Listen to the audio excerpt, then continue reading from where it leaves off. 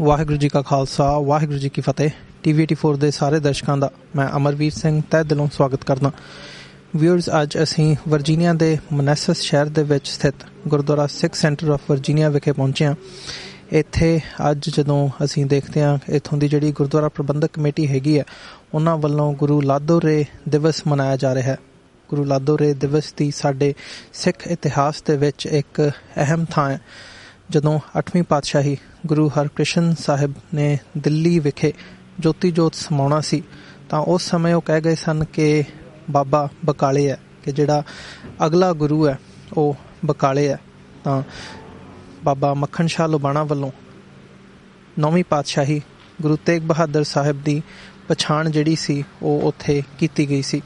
ਇਹ ਅੱਜ ਦੇ ਦਿਨ ਦਾ ਜਿਹੜਾ ਹੈਗਾ ਉਹ ਇਤਿਹਾਸਕ ਮਹੱਤਵ ਹੈ। ਆਓ ਇਸ ਦਿਨ ਦੇ ਨਾਲ ਰਿਲੇਟਡ ਜੋ ਅੱਜ ਅੰਦਰ ਸਮਾਗਮ ਚੱਲ ਰਹੇ ਨੇ ਉਹਨਾਂ ਦੇ ਵਿੱਚ ਹਾਜ਼ਰੀ ਲਵਾਉਂਦੇ ਹਾਂ। ਇੱਥੋਂ ਦੇ ਗੁਰਦੁਆਰਾ ਪ੍ਰਬੰਧਕ ਕਮੇਟੀ ਦੇ ਨਾਲ ਗੱਲਬਾਤ ਕਰਦੇ ਹਾਂ ਅਤੇ ਨਾਲ ਹੀ ਜਦੋਂ ਅਸੀਂ ਦੇਖਦੇ ਹਾਂ ਜਿਹੜੀਆਂ ਪੰਥਕ ਵਿਚਾਰਾਂ ਹੋਣਗੀਆਂ ਇਸ ਗੁਰਦੁਆਰਾ ਸਾਹਿਬ ਦੇ ਵਿੱਚ, ਉਹਦੇ ਵਿੱਚ ਵੀ ਹਾਜ਼ਰੀ ਲਵਾਉਂਦੇ ਹਾਂ।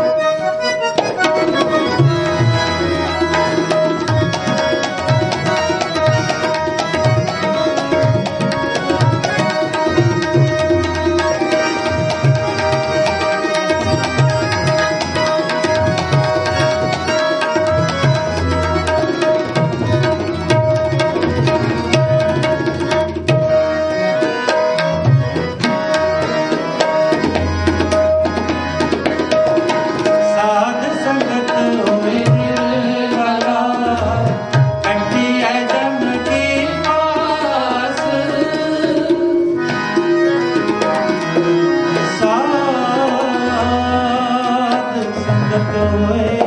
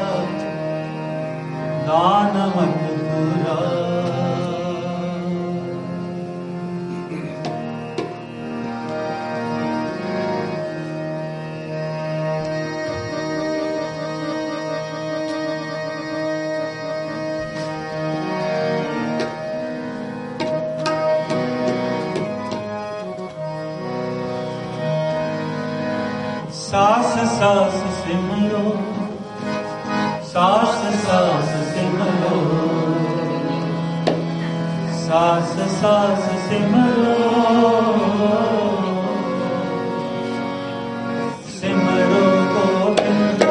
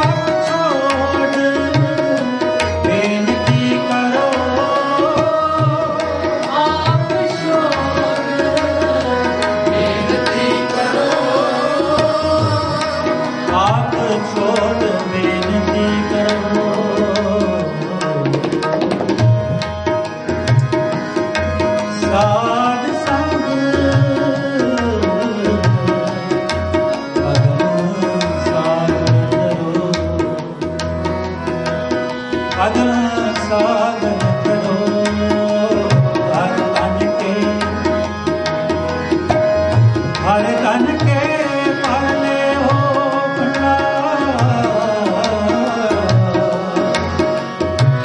नानक गुर पूरे नमस्कार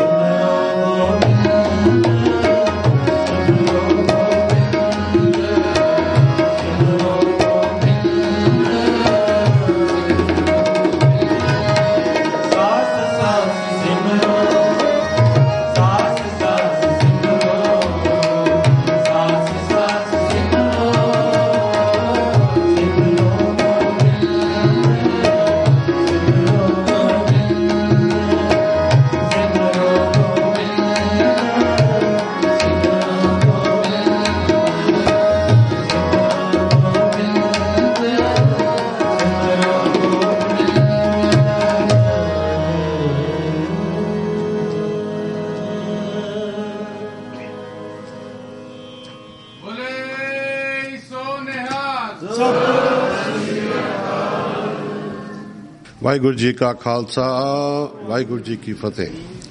ਗੁਰੂ ਪਿਆਰੀ ਸਾਧ ਸੰਗਤ ਜੀ, ਸਭ ਤੋਂ ਪਹਿਲਾਂ ਤਾਂ ਮੈਂ ਇਹ ਕਹਿਣਾ ਜ਼ਰੂਰੀ ਸਮਝਦਾ ਵਾਂ ਕਿ ਬਈ ਦਾਸ ਨੇ ਕੋਸ਼ਿਸ਼ ਕੀਤੀ ਆ ਕਿ ਜਿੰਨਾ ਹਿਸਟਰੀ ਨੂੰ ਪੜ੍ਹ ਕੇ ਜਿੰਨਾ ਕੁਝ ਅਸੀਂ ਇੱਥੇ ਸੰਗਤ ਦੇ ਸਾਹਮਣੇ ਕਹਿ ਸਕਦੇ ਹਾਂ, ਨਾ ਉਹਨੂੰ ਜ਼ਿਆਦਾ ਵਧਾਈਏ ਤੇ ਨਾ ਉਹਨੂੰ ਘਟਾਈਏ, ਨਾ ਕਿਸੇ ਦੀ ਨਿੰਦਾ ਕਰੀਏ ਤੇ ਨਾ ਉਹਨੂੰ ਬਹੁਤਾ ਜਿਹੜਾ ਨਾ ਕ੍ਰੈਡਿਟ ਜ਼ਿਆਦਾ ਦਈਏ।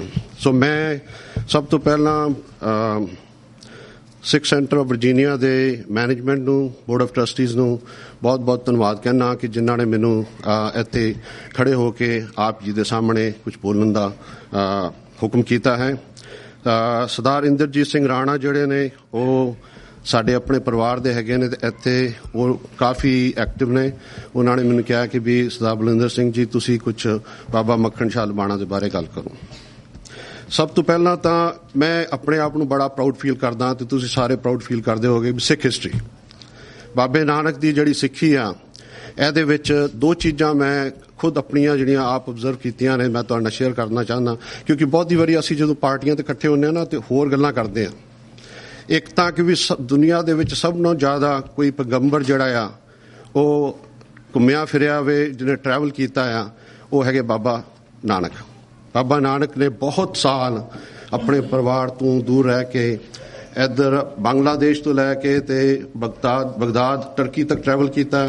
ਉੱਧਰੋਂ ਆਪਣੇ ਕਸ਼ਮੀਰ ਤੋਂ ਲੈ ਕੇ ਨੀਚੇ ਕੰਨਿਆ ਕੁਮਾਰੀ ਤੱਕ ਟਰੈਵਲ ਕੀਤਾ ਹੈ ਔਰ ਉਹਨਾਂ ਨੇ ਬਹੁਤ ਸਾਰੇ ਸਾਲ ਆਪਣੀ ਜ਼ਿੰਦਗੀ ਦੇ ਇਸ ਕੰਮ ਵਿੱਚ ਚਲਾਏ ਨੇ ਔਰ ਉਹ ਚੀਜ਼ ਅੱਜ ਵੀ ਚੱਲ ਰਹੀ ਹੈ। ਉਹਨਾਂ ਦੀ ਇਹ ਜਿਹੜੀ ਬਖਸ਼ੀਸ਼ ਹੈ ਉਹ ਸਾਡੇ ਤੇ ਅੱਜ ਵੀ ਹੈਗੀ ਹੈ ਤੇ ਚੱਲ ਰਹੀ ਹੈ।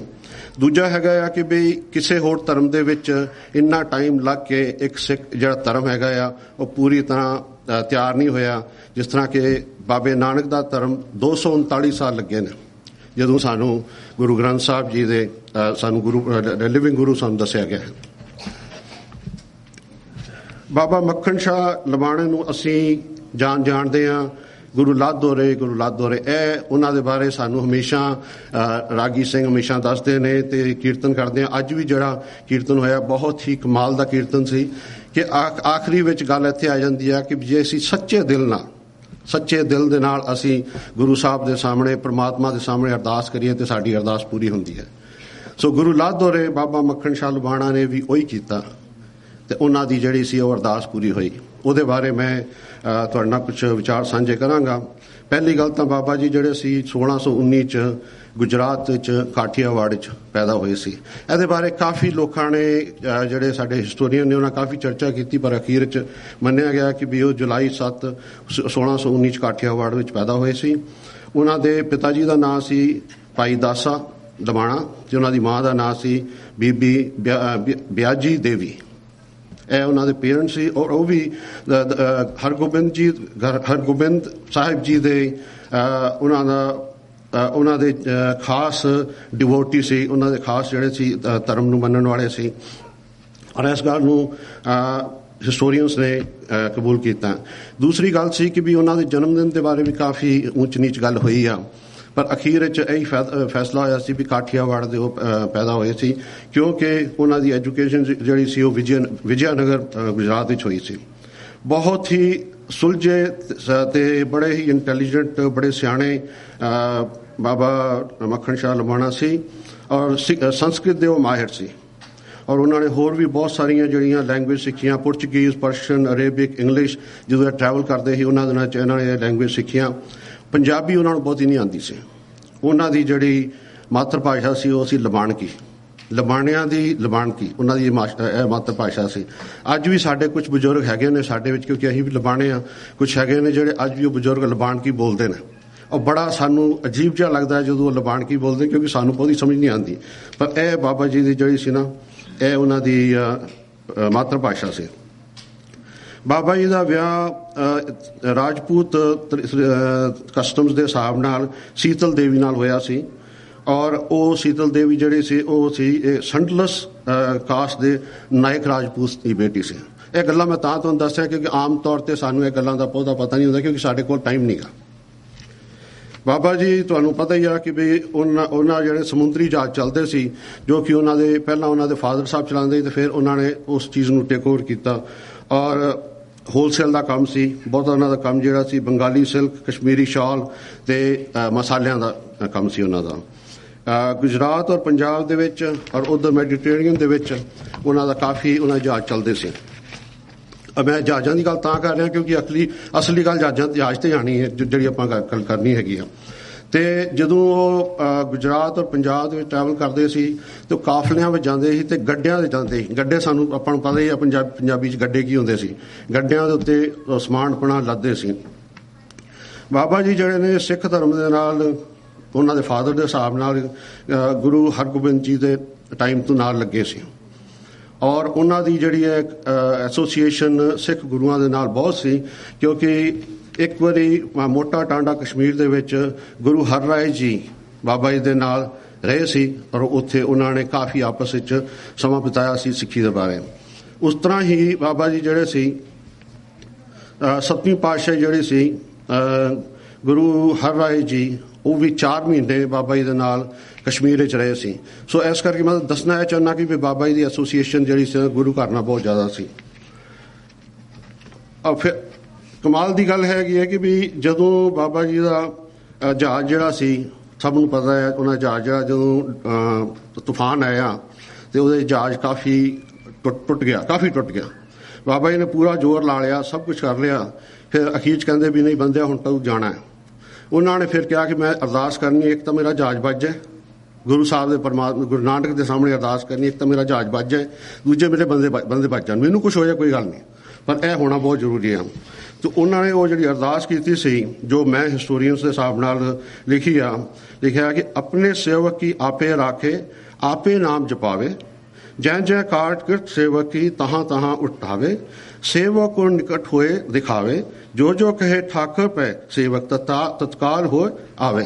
ਇਹ ਉਹਨਾਂ ਦੀ ਅਰਦਾਸ ਸੀ ਤੇ ਕਮਾਲ ਦੀ ਗੱਲ ਆ ਕਿ ਵੀ ਉਹ ਅਰਦਾਸ ਕਰਨ ਦੇ ਬਾਅਦ ਹੀ ਇੱਕਦਮ ਜਿਹੜਾ ਤੂਫਾਨ ਸੀ ਉਹ ਠੰਡਾ ਹੋ ਗਿਆ ਔਰ ਉਹਨਾਂ ਦੀ ਜਿਹੜੀ ਸ਼ਿਪ ਸੀ ਉਹ ਸੂਰਤ ਦੇ ਆਪਣੇ ਜਿਹੜਾ ਹੈਗੀ ਸੂਰਤ ਤੇ ਆਪਣੇ ਨਾਲ ਲੱਗ ਗਈ ਤੇ ਉਹ ਬਚ ਗਏ। ਔਰ ਉਸ ਟਾਈਮ ਜਿਹੜੀ ਅਰਦਾਸ ਕੀਤੀ ਉਹਨਾਂ ਨੇ ਕਿਹਾ ਸੀ ਕਿ ਮੈਂ 500 ਮੋਹਰਾਂ ਦਾ ਜੋ ਮੇਰੇ ਉਹਨਾਂ ਦੀ ਬੈਲਟ ਤੇ ਲੱਗੀਆਂ ਸੀ ਕਹਿੰਦੇ ਮੈਂ 500 ਮੋਹਰਾਂ ਜਿਹੜੀਆਂ ਨੇ ਇਹਦਾ ਮੈਂ ਇਹ ਤੁਹਾਨੂੰ ਡੋਨੇਟ ਕਰਾਂਗਾ ਮੈਂ ਤੁਹਾਡੇ ਪੈਰਾਂ ਚਰਨਾਂ 'ਚ ਲਿਆ ਕੇ ਰੱਖਾਂਗਾ। ਜਦੋਂ ਉਹ ਬਚ ਗਏ ਫਿਰ ਉਹਨਾਂ ਨੇ ਉਤਰਦੇ ਸਾਰ ਹੀ ਇਹ ਕੋਸ਼ਿਸ਼ ਕੀਤੀ ਕਿ ਵੀ ਮੈਂ ਹੁਣ ਜਿਹੜਾ ਹੈ ਨਾ ਜਾ ਕੇ ਗੁਰੂ ਦੇ ਦਰਸ਼ਨ ਕਰਨੇ ਨੇ ਤੇ ਭੇਟਾਂ ਦੇਣੀਆਂ ਗੁਰੂ ਨੂੰ। ਔਰ ਉਹਨਾਂ ਦਿਨਾਂ ਵਿੱਚ ਹੀ ਗੁਰੂ ਹਰਕ੍ਰਿਸ਼ਨ ਜੀ ਜਿਹੜੇ ਸੀ ਉਹ ਬਿਮਾਰ ਹੋ ਗਏ ਸੀ ਦਿੱਲੀ 'ਚ ਤੇ ਬਿਮਾਰ ਹੋਣ ਦੇ ਬਾਅਦ ਫਿਰ ਉਹ ਪਰਮਾਤਮਾ ਦੇ ਚਰਨਾਂ ਚਲੇ ਗਏ ਪਰ ਜਾਣ ਤੋਂ ਪਹਿਲਾਂ ਉਹਨਾਂ ਨੇ ਆਪਣੇ ਸੇਵਕਾਂ ਨੂੰ ਦੱਸਿਆ ਕਿ ਵੀ ਅਗਲਾ ਗੁਰੂ ਜਿਹੜਾ ਹੈਗਾ ਆ ਉਹ ਬਾਬਾ ਬਕਾਲਾ ਹੋਏਗਾ। ਸੋ ਗੁਰੂ ਸਾਹਿਬ ਜਿਹੜੇ ਨੇ ਆਪਣੇ ਬਾਬਾ ਜੀ ਇਹਨਾਂ ਨੂੰ ਪਤਾ ਲੱਗਾ ਕਿ ਗੁਰੂ ਬਾਬਾ ਬਕਾਲਾ ਜਾਣਾ ਹੈ ਉੱਥੇ ਨੇ ਗੁਰੂ ਉੱਥੇ ਗਏ ਉੱਥੇ ਉਹਨਾਂ ਨੇ ਦੇਖਿਆ ਕਿ ਵੀ ਕਮਾਲ ਦੀ ਗੱਲ ਆ ਵੀ ਕਿੰਨੇ ਪਖੰਡੀ ਬੈਠੇ ਨੇ ਉੱਥੇ ਕਿੰਨੇ ਹੀ ਪਖੰਡੀ ਬੈਠੇ ਨੇ ਕਿਸ ਤਰ੍ਹਾਂ ਹੋਏਗਾ ਵੀ ਗੁਰੂ ਕੌਣ ਆ। ਉਹਨਾਂ ਨੇ ਜੀ 2 ਗੱਲਾਂ ਆਉਂਦੀਆਂ ਕੋਈ ਕਹਿੰਦਾ 2 ਦਿਨਾਰ ਸੀ ਤੇ ਕੋਈ ਕਹਿੰਦਾ 5 ਦਿਨਾਰ ਸੀ। ਬਾਬਾ ਜੀ ਨੇ ਉਹ ਭੇਟਾਂ ਕਰਨੀਆਂ ਸ਼ੁਰੂ ਕੀਤੀਆਂ ਸਾਰਿਆਂ ਦੇ ਸਾਹਮਣੇ ਰੱਖਿਆ ਨਾਲੇ ਮੈਂ ਬਾਬਾ ਜੀ ਇਹਨਾਂ ਨੂੰ ਤਾਂ ਕਹਿ ਰਿਹਾ ਕਿਉਂਕਿ ਸਾਡੇ ਬਜ਼ੁਰਗ ਸੀ। ਸੋ ਬਾਬਾ ਮੱਖਣ ਸ਼ਾਹ ਰਬਾਣਾ ਨੇ ਸਾਰਿਆਂ ਦੇ ਅੱਗੇ ਮੋਹਰਾਂ ਰੱਖਣੀਆਂ ਸ਼ੁਰੂ ਕੀਤੀਆਂ ਇਹ ਸੋਚ ਕੇ ਕਿ ਜਿਹੜਾ ਗੁਰੂ ਹੋਏਗਾ ਆਪੇ ਮੈਨੂੰ ਕਹਿ ਦੇਗਾ। ਜਦੋਂ ਉਹਨਾਂ ਨੇ ਉਹ ਮੋਹਰਾਂ ਰੱਖ ਲਈਆਂ ਤੇ ਜਦੋਂ ਦੇਖਿਆ ਵੀ ਹੁਣ ਹੋਰ ਕੋਈ ਨਹੀਂਗਾ ਬਾਅਦ ਤੇ ਕਿਸੇ ਨੂੰ ਪੁੱਛਿਆ ਕਿ ਬਈ ਕੋਈ ਹੋਰ ਵੀ ਹੈ ਤਾਂ ਉਹਨੂੰ ਦੱਸਿਆ ਵੀ ਹਾਂ ਉਧਰ ਉਸ ਪਾਸੇ ਇੱਕ ਹੋਰ ਵੀ ਸਾਧੂ ਹੈ ਉਧਰ ਉਹ ਆਪਣੇ ਕਰ ਰਹੇ ਨੇ ਤਪੱਸਿਆ ਕਰ ਰਹੇ ਨੇ। ਬਾਬਾ ਜੀ ਉੱਥੇ ਜਾ ਪਹੁੰਚੇ ਉੱਥੇ ਜਾ ਕੇ ਤੇ ਮੋਹਰਾਂ ਰੱਖੀਆਂ ਤੇ ਕਹਿੰਦੇ ਸਿੰਘਾ ਵਾਅਦੇ ਤੂੰ 500 ਦੇ ਕਰਦਾ ਹੈ ਤੇ ਰੱਖਦਾ ਤੂੰ 5 ਇਹ ਕਿਸੇ ਦਾ ਨਿਆਂ ਹੈ। ਉਹ ਇੱਕਦਮ ਬਾਬਾ ਮੱਖਣ ਸ਼ਾਹ ਲਬਾਣ ਜੀ ਖੁਸ਼ ਹੋ ਗਏ ਕਹਿੰਦੇ ਵੀ ਗੁਰੂ ਲੱਭ ਗਿਆ। ਤੇ ਜਦੋਂ ਉਹਨਾਂ ਕਿਹਾ ਗੁਰੂ ਲੱਭ ਗਿਆ ਕਿ ਮੈਂ ਹੁਣ ਲੋਕਾਂ ਨੂੰ ਦੱਸਣਾ ਆ ਕਿਉਂਕਿ ਉਸ ਟਾਈਮ ਜਿਹੜਾ ਸਿੱਖ ਧਰਮ ਦੇ ਵਿੱਚ ਕਾਫੀ ਮੁਸ਼ਕਲ ਚੱਲ ਰਹੀ ਸੀ ਕਿਉਂਕਿ ਸਭ ਨੂੰ ਚੱਕਰ ਪਿਆ ਸੀ ਵੀ ਗੁਰੂ ਹੁਣ ਕੌਣ ਹੋਵੇਗਾ। ਤੇ ਜਦੋਂ ਉਹ ਕਹਿੰਦੇ ਮੈਂ ਸਭ ਨੂੰ ਦੱਸਾਂਗਾ ਉਸ ਟਾਈਮ ਗੁਰੂ ਸਾਹਿਬ ਨੇ ਕਿਹਾ ਵੀ ਦੇਖ ਇਹ ਕੰਮ ਨਾ ਕਰ ਮੈਂ ਤਪੱਸਿਆ ਕਰ ਰਿਹਾ ਮੈਂ ਰੱਬ ਦਾ ਨਾਂ ਲੈ ਰਿਹਾ ਮੈਨੂੰ ਰਹਿਣ ਦੇ ਤਾਂ ਕਹਿੰਦੇ ਨਹੀਂ ਮੈਂ ਤੇ ਜਾ ਕੇ ਦੱਸਾਂ ਕਹਿੰਦੇ ਫਿਰ ਤੇਰਾ ਮੂੰਹ ਕਾਲਾ ਹੋਏ। ਉਹ ਕਹਿੰਦੇ ਕੋਈ ਗੱਲ ਨਹੀਂ ਉੱਥੇ ਸਵਾਹ ਪਈ ਸੀ ਉਹਨਾਂ ਨੇ ਉਹ ਮੂੰਹ ਤੇ ਲਾ ਕੇ ਕਹਿੰਦੇ ਲਓ ਜੀ ਮੇਰਾ ਮੂੰਹ ਕਾਲਾ ਹੋ ਗਿਆ। ਉੱਪਰ ਜਾ ਕੇ ਉਹਨਾਂ ਨੇ ਕਹਿਤਾ ਜੀ ਗੁਰੂ ਲਾਧੋ ਰੇ ਸਭ ਨੂੰ ਪਤਾ ਲੱਗ ਗਿਆ ਵੀ ਗੁਰੂ ਲੱਭ ਗਿਆ।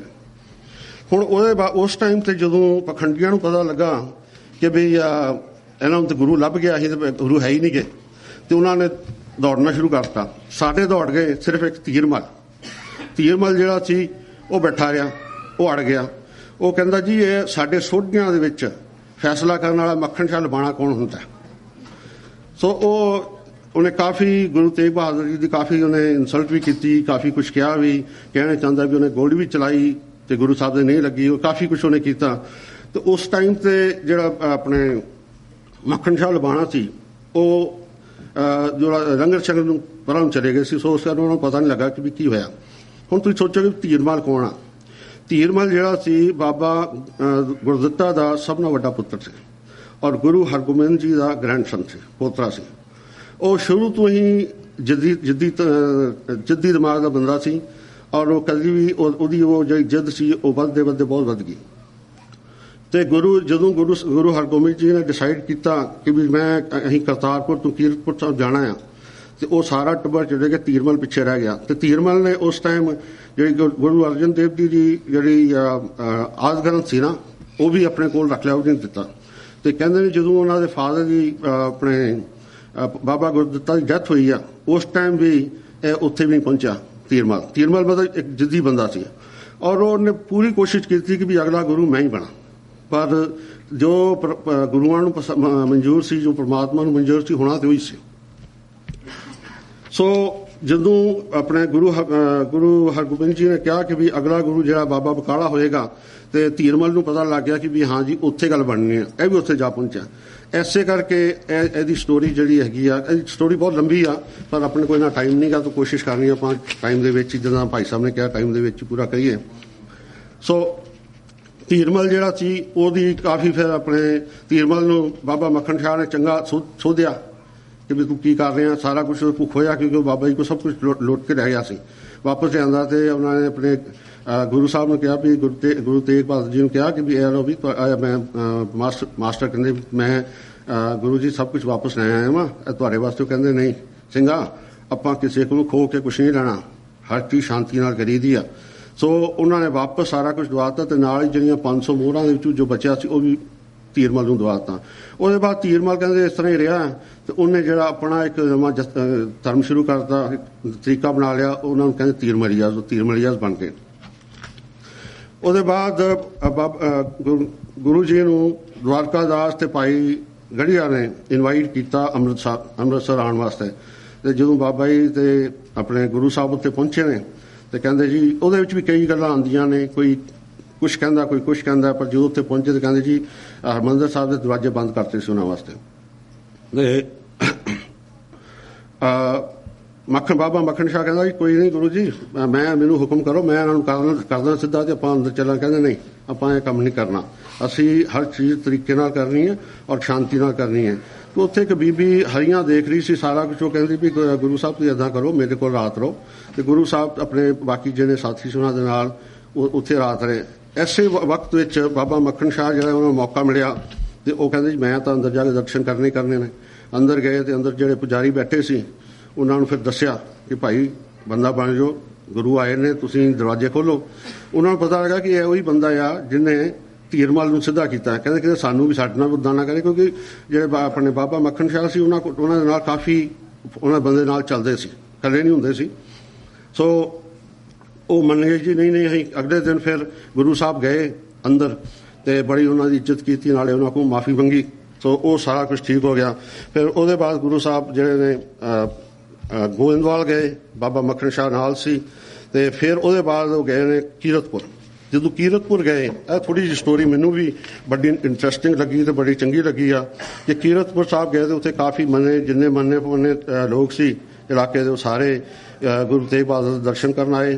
ਤੇ ਉਹਨਾਂ ਵਿੱਚ ਇੱਕ ਰਾਣੀ ਜਲਾਲ ਦੇਵੀ ਜਿਹੜੀ ਕਿ ਰਾਜਾ ਦੀਪ ਚੰਦ ਦੀ ਵਾਈਫ ਸੀ, ਬਿਲਾਸਪੁਰ ਦੇ ਰਾਜਾ ਦੀਪ ਚੰਦ ਦੀ ਵਾਈਫ ਸੀ, ਉਹ ਵੀ ਆਈ। ਤੇ ਉਹਨੇ ਕਿਹਾ, ਕਹਿੰਦੀ ਕਿ ਵੀ ਮੈਂ ਤੁਹਾਨੂੰ ਜ਼ਮੀਨ ਔਰ ਪੈਸਾ ਦੇਣਾ ਚਾਹੁੰਦੀ ਹਾਂ ਤਾਂ ਕਿ ਤੁਸੀਂ ਆਪਣਾ ਟਿਕਾਣਾ ਬਣਾਓ, ਚੰਗਾ ਜਿਹਾ ਸ਼ਹਿਰ ਬਣਾਓ। ਤੇ ਗੁਰੂ ਸਾਹਿਬ ਨੇ ਕਿਹਾ ਵੀ ਨਹੀਂ, ਅਸੀਂ ਕਿਸੇ ਕੋਲੋਂ ਇੱਦਾਂ ਨਹੀਂ ਲੈਂਦੇ, ਹਾਂ ਤੁਸੀਂ ਕੋਈ ਪ੍ਰੋਪਰ ਜਿਹੜਾ ਉਹਦਾ ਪ੍ਰਾਈਜ਼ ਲਾਓ ਤੇ ਅਸੀਂ ਉਸ ਪ੍ਰਾਈਜ਼ ਦੇ ਹਿਸਾਬ ਨਾਲ ਸਭ ਕੁਛ ਲਾਂਗੇ। ਉਹ ਦਿੱਤਾ। ਫਿਰ ਉਹਦੇ ਬਾਅਦ ਇਹਨਾਂ ਨੇ ਕਿਹਾ ਕਿ ਵੀ ਠੀਕ ਹੈ। ਇਹਨਾਂ ਨੂੰ ਪਤਾ ਲੱਗਾ ਕੁਝ ਪੈਸਿਆਂ ਦੀ ਲੋੜ ਪਈ, ਬਾਬਾ ਮੱਖਣ ਸ਼ਾਹ ਨਾਲ ਸੀ, ਉਹਨਾਂ ਨੂੰ ਪਤਾ ਲੱਗਾ ਕਿ ਵੀ ਪੈਸੇ ਆਪਾਂ ਇਕੱਠੇ ਕਰਕੇ ਦੇ ਦੇਣੇ। ਬਾਬਾ ਮੱਖਣ ਸ਼ਾਹ ਨੇ ਫਿਰ ਕਾਫੀ ਪੱਲਿਓਂ ਜਿਹੜੀ ਨਾ ਕੰਟਰੀਬਿਊਸ਼ਨ ਦਿੱਤੀ ਉਸ ਜ਼ਮੀਨ ਵਗੈਰਾ ਨੂੰ ਖਰੀਦਣ ਵਿੱਚ।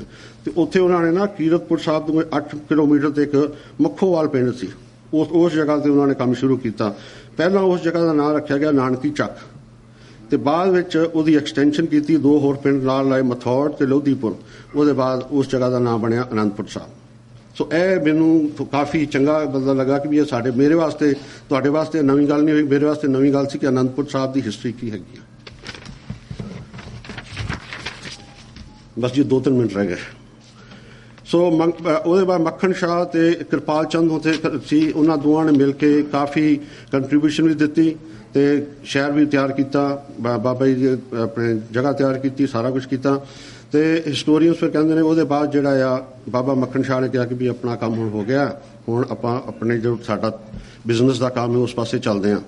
ਤੇ ਉਹ ਫਿਰ ਆਪਣੇ ਗਏ, ਪਹਿਲਾਂ ਮਾਤਾ ਜੀ ਨਾਨਕੀ ਨੂੰ ਮਿਲੇ, ਉਹਨਾਂ ਕੋਲ ਆਸ਼ੀਰਵਾਦ ਦਿੱਤਾ। ਮਾਤਾ ਜੀ ਕਹਿੰਦੇ ਪੁੱਤਰ ਤੂੰ ਬਹੁਤ ਕੁਝ ਕੀਤਾ ਆ ਕਿ ਵੀ ਤੂੰ ਹਮੇਸ਼ਾ ਮੇਰੀਆਂ ਜਿਹੜੀਆਂ ਅਸੀਸਾਂ ਨੇ ਤੇਰੇ ਨਾਲ ਰਹਿਣਗੀਆਂ। ਫਿਰ ਉਹ ਮਿਲੇ ਮਾਤਾ ਗੁਜਰੀ ਨੂੰ। ਮਾਤਾ ਗੁਜਰੀ ਨੇ ਕਿਹਾ ਭਰਾਵਾ ਜੋ ਤੁਸੀਂ ਕੀਤਾ ਆ ਬਹੁਤ ਸੋਹਣਾ ਕੀਤਾ ਆ, ਤੇ ਤੁਸੀਂ ਕਿਉਂ ਜਾ ਰਹੇ ਹੋ ਕਿ ਸਾਡੇ ਦਰਬਾਰ ਤੁਹਾਡੀ ਸ਼ੋਭਾ ਰਹੇਗੀ ਜੇ ਤੁਸੀਂ ਸਾਡੇ ਨਾਲ ਰਹੋਗੇ। ਪਰ ਬਾਬਾ ਮੱਖਣ ਸ਼ਾਹ ਨੇ ਸੋਚਿਆ ਕਿ ਵੀ ਨਹੀਂ, ਹੁਣ ਮੇਰਾ ਕੰਮ ਖਤਮ ਹੋ ਗਿਆ, ਪੂਰਾ ਹੋਗਾ ਤੇ ਹੁਣ ਮੈਨੂੰ ਚੱਲਣਾ ਚਾਹੀਦਾ। ਸੋ ਉਹ ਫਿਰ ਗੁਰੂ ਸਾਹਿਬ ਕੋਲ ਗਏ, ਗੁਰੂ ਸਾਹਿਬ ਦੇ ਪੈਰਾਂ 'ਚ ਉਹਨਾਂ ਨੇ ਮੱਥਾ ਟੇਕਿਆ ਤੇ ਗੁਰੂ ਸਾਹਿਬ ਦਾ ਜਿਹੜਾ ਸੀ ਆਸ਼ੀਰਵਾਦ ਲੈ ਕੇ ਚੱਲ ਪਏ। ਉਸ ਬਾਅਦ ਫਿਰ ਕਹਿੰਦੇ ਵੀ ਜਿਹੜੇ ਬਾਬਾ ਮੱਖਣ ਸ਼ਾਹ ਜਿਹੜੇ ਸੀ ਉਹਨਾਂ ਨੇ ਇੱਕੋ ਗੁਰੂਆਂ ਦੀ ਗੱਲ ਜਿਹੜੀ ਮਨ 'ਚ ਰੱਖੀ ਕਿ ਗੁਰੂ ਸਾਹਿਬ ਕਹਿੰਦੇ ਸੀ ਸਿਰਫ ਆਪਣਾ ਜਿਹੜਾ ਬਿਜ਼ਨਸ ਆ, ਆਪਣਾ ਜਿਹੜਾ ਕਾਰੋਬਾਰ ਆ, ਸਿਰਫ ਉਹ 'ਤੇ ਧਿਆਨ ਨਹੀਂ ਦੇਈਦਾ ਹੁੰਦਾ, ਆਪਣੇ ਧਰਮ 'ਤੇ ਵੀ ਧਿਆਨ ਦੇਈਦਾ ਹੁੰਦਾ ਹੈ। ਉੱਪਰ ਦੇ ਲੈਵਲ ਤੱਕ ਜਿੰਨੀ ਕੁ ਗੱਲ ਦੱਸ ਸਕਦੇ ਸੀ ਮੈਂ ਕੋਸ਼ਿਸ਼ ਕੀਤੀ ਕਿ ਵੀ ਇਹਨੂੰ ਤਿਆਰ ਕਰਕੇ, ਤੇ ਜੇ ਮੇਰੇ ਕੋਲ ਕੋਈ ਗਲਤੀ ਹੋਈ ਹੋਵੇ ਤੇ क्षमा ਦਾ ਜਾਚਕ ਹਾਂ। ਜੇ ਸੰਗਤ ਹੈ, ਸੰਗਤ ਤੇ ਮਾਫ ਕਰ ਦੇ ਤੇ ਫਿਰ ਹੋਰ ਕੀ ਚਾਹੀਦਾ ਹੈਗਾ। ਤੁਹਾਡੀ ਬੜੀ ਮਿਹਰਬਾਨੀ। ਵਾਹਿਗੁਰੂ ਜੀ ਕਾ ਖਾਲਸਾ, ਵਾਹਿਗੁਰੂ ਜੀ ਕੀ ਫਤਿਹ।